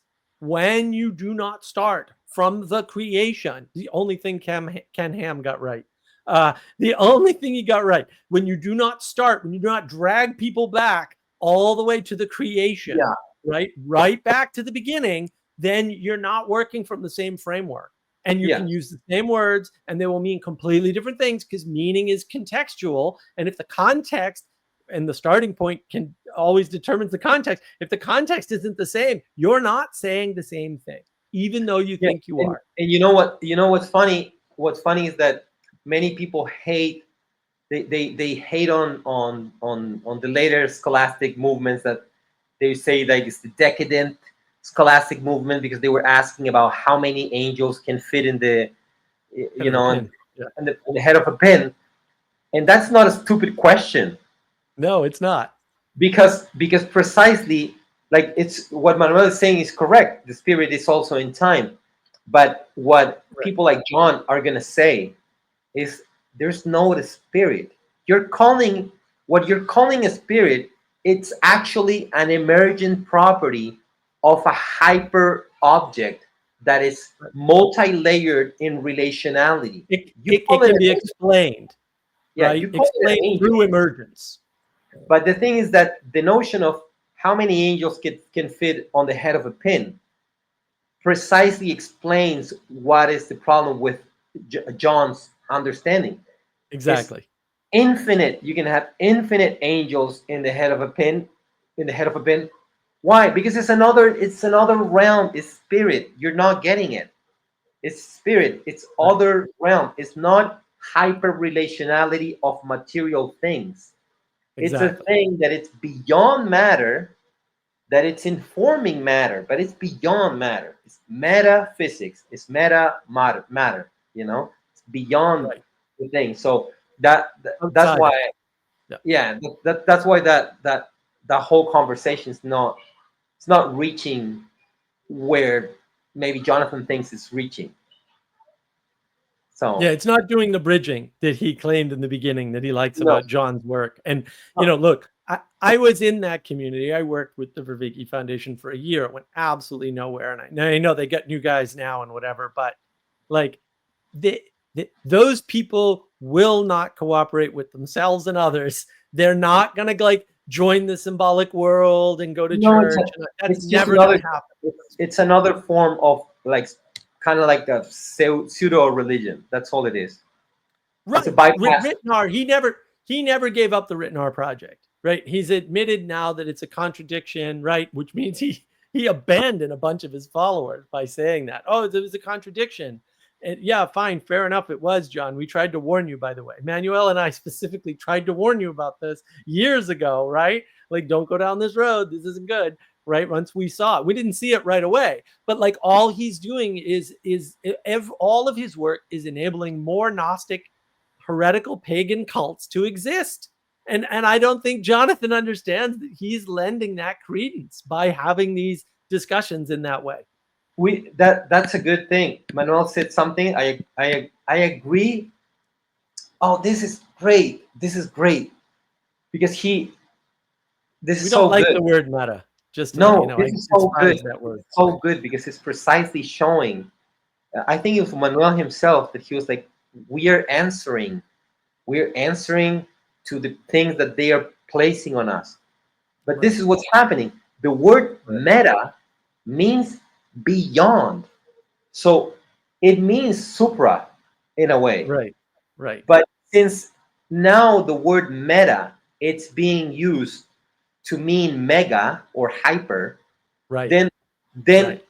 I would be with you, on board with you, to respond by using the word supra, Right. right? So Right. that's why we use the word supernatural. Exactly. That's what I was gonna go. Yeah. It's Yeah. above nature. But Right. but the scientific, they're never gonna say supernatural. No, they've reinvented all these terms to avoid using the existing terms that have a better, more clear definition and history and tradition behind them. That's where you get egregore. Egregore is an occult word. Like when But it they started using that word, I just started laughing because I've studied the occult. And I was like, well, I know where that word comes from. You guys are nuts. You're just adopting pagan heretical terms, and invoking demons and seances. Like, what are you doing? but it's a I like the word egregore because it's showing that that using symbol Yeah. like the term symbol to mean just things coming into unity. Right. Sometimes Right. the things coming into unity are just egregores, Right. Right. and that's just a weird mixture of thoughts and angels and influences and culture. Like it's just a mush that it's It's what we see. yeah, Right. It's what we see of a bunch of actually random events, right? yeah. That are having an influence of some kind that we can't identify. It's like the more complex version of seeing faces in the clouds. Right. Right. And when you don't have a discernment of the difference between seeing faces in the clouds and the spirit of the city, that's when everything goes wrong. Yeah. Right, but they go, no, egregore, and there's an egregore that runs the city, and then Chimera. Yeah, yeah, yeah. right, Chimera. Jordan That's Hall's like, that's we another need an word. Yeah. egregore of our own, and I'm like, you don't make an egregore from down below, you don't control it from down below. That's not an option. Like, why do you think this is a good way to think about the world? This makes Yeah. no sense. The word chimera or egregore, they're similar. The Yeah, idea is just right. you can say monster, you can say dragon. It's Dragon, just yeah, mix identities and mix uh, hybrids. subjects, They're hybrids. Yeah. hybrids. Yeah, Yeah, they're hybrids. So and Peugeot talks about the hybrids too, and we talk about the dog-headed. We've got the little dog-headed books, right? They're coming. The dog-headed are coming with metal. That's happening. So yeah, I mean, and this is what this is. Like the yeah. dog-headed are coming with metal, and Bruce I is thought correct. It, it's Sally an Joe old did a pattern. good job with that. Yeah, this is an old pattern emerging again. Yeah, Right, and it's all emergence. It's all more pagan nonsense emergence, and I think that's the fundamental problem with it. Um, it there's no reason to be in this mess, though, right? This is just yeah, rebellion and lack of submission. yeah. And that's why I'm working on this project, which is very painful because, like, imagine you saw the last image of that graph, Yeah, like going through all of that. It's very painful, but I think it's necessary. Um, it's necessary at this moment in time that we are being so hyper relational right. to bring a bit of clarity so that these weird monsters, like I'm not gonna use the term egregore or chimera or anything or hybrid. They're just monsters. These monsters. Nephilim. They're Nephilim. They're giants. They're monsters. They're like we are so full of them that Right, we need some clarity in relationality. right. That Well, so yeah, it was painful watching that silly video too. It was like in so so many for, ways. for everybody to know, I was the one who made Mark watch it. You did. You did. It was horrible. Yeah. And the link is in the description, guys. So you can check it out there, although I don't recommend it. And I'm, the, I'm and the, gonna be heading. I'm gonna be heading out now. So all right, my friend. Well, thank you. Thank you for doing this. I really appreciate it. I'm glad thank you very much. that you took the time and the work. Yeah, thank you very much for inviting me. It was pretty fun to talk with everybody on the comments, and good comments, good everything. We might not agree, Anytime. but it was lovely. Anytime, my friend. Anytime. Thank you, brother. Appreciate it. Have a God good bless night. you. Bye bye. God bless. Bye-bye. Yeah, so just this was Ignacio's idea, by the way. And like and subscribe, all that stuff. I've got plenty of material that covers all this already. We saw this coming 4.5 years ago. None of this stuff is new. Um, and you know, it's it's really difficult to watch these people blow up like this. And we're seeing a lot of that, whether it's Tim Pool running into a wall, or Carl Benjamin, Sagan Makad running into a wall, or whoever. They're all running into the same walls, right? They're all running into the same walls. And Vervaeke, for me, is very personal. He was a teacher. He was my teacher, right? Among others, right? I wasn't the only one, right? I built the community around the meditation series, and I lost my teacher. And I'm still pretty pissed about it, actually. I'm very unhappy about it. I did my best. I tried to work with the Vervaeke Foundation for a year. It didn't work. And so, I've got this YouTube channel. I've started talking about these things in, we'll say, more healthy ways, and try to give you a sense for what kind of conversations to have and what kind of conversations to avoid, because you're just going to get lost in the rabbit hole like these guys are. And unfortunately, Dr. Peterson's in the same boat. He's gotten lost down these rabbit holes. They're all running into these walls. They're running into the limitations of their frameworks. It's not just them, it's nearly everybody, because we're stuck in this age of gnosis, where propositions are the highest value and propositions are knowledge. And it's really hard to watch, right? Because you see it coming and it's painful. And when you have these ecumenical conversations, or this attempt to bridge the secular language and with religious concepts, that's not even what's happening. It's not. You're just talking past one another and validating their ability to start new Gnostic, heretical, pagan cults. And that's sad to watch, and it's dangerous, and I don't like it. And no one's drawing boundaries. And I hope to have more of these types of discussions. If you would like to have a discussion, you can reach out to me on the Market Wisdom Discord server, or you can get in touch with me through the channel, or in the comments, or whatever. Like I said, like and subscribe. The channel is trying to grow a little bit more here. I finally got the Rumble live streams working, so hopefully I'll be doing Rumble stuff more often now. But I have a ton of material, and it's all around the same stuff. Like, we were with Vervaeke for years, right? Trying to understand this stuff and work out what was good and what was bad. And this is just more of the same. And we're just out in front of all this stuff. Hopefully not in front of all of it, but we're out in front of a lot of it, having seen it coming down the pike. So I want everybody to focus on one thing, right? Because the goal here is for everyone to be better, right? Because the world needs you to be better, right? And in you being better makes the world better. That's it. You don't need to solve the Israeli-Palestine conflict, or Israel-Iran, or Ukraine and Russia, right? You can just make yourself better and not worry about those things that are far away. Hopefully they're far away for you. If they're not, then maybe you do need to deal with them. Come to the US. It's safer here. But you don't need to do all that. You can just make yourself better, and that'll make the world better. And that's what you need to focus on. If you need help with that, the way to get help with that, roughly speaking, is a religion. And if you believe you do not have a religion, one will be given to you without your knowledge or consent. So choose carefully, and don't choose the Vervaeke religions, please, or any derivative of them. Have a good night, everybody. Let me know what you think in the comments as well, because that helps boost the video engagement. If you want to have a conversation, I'm fairly available.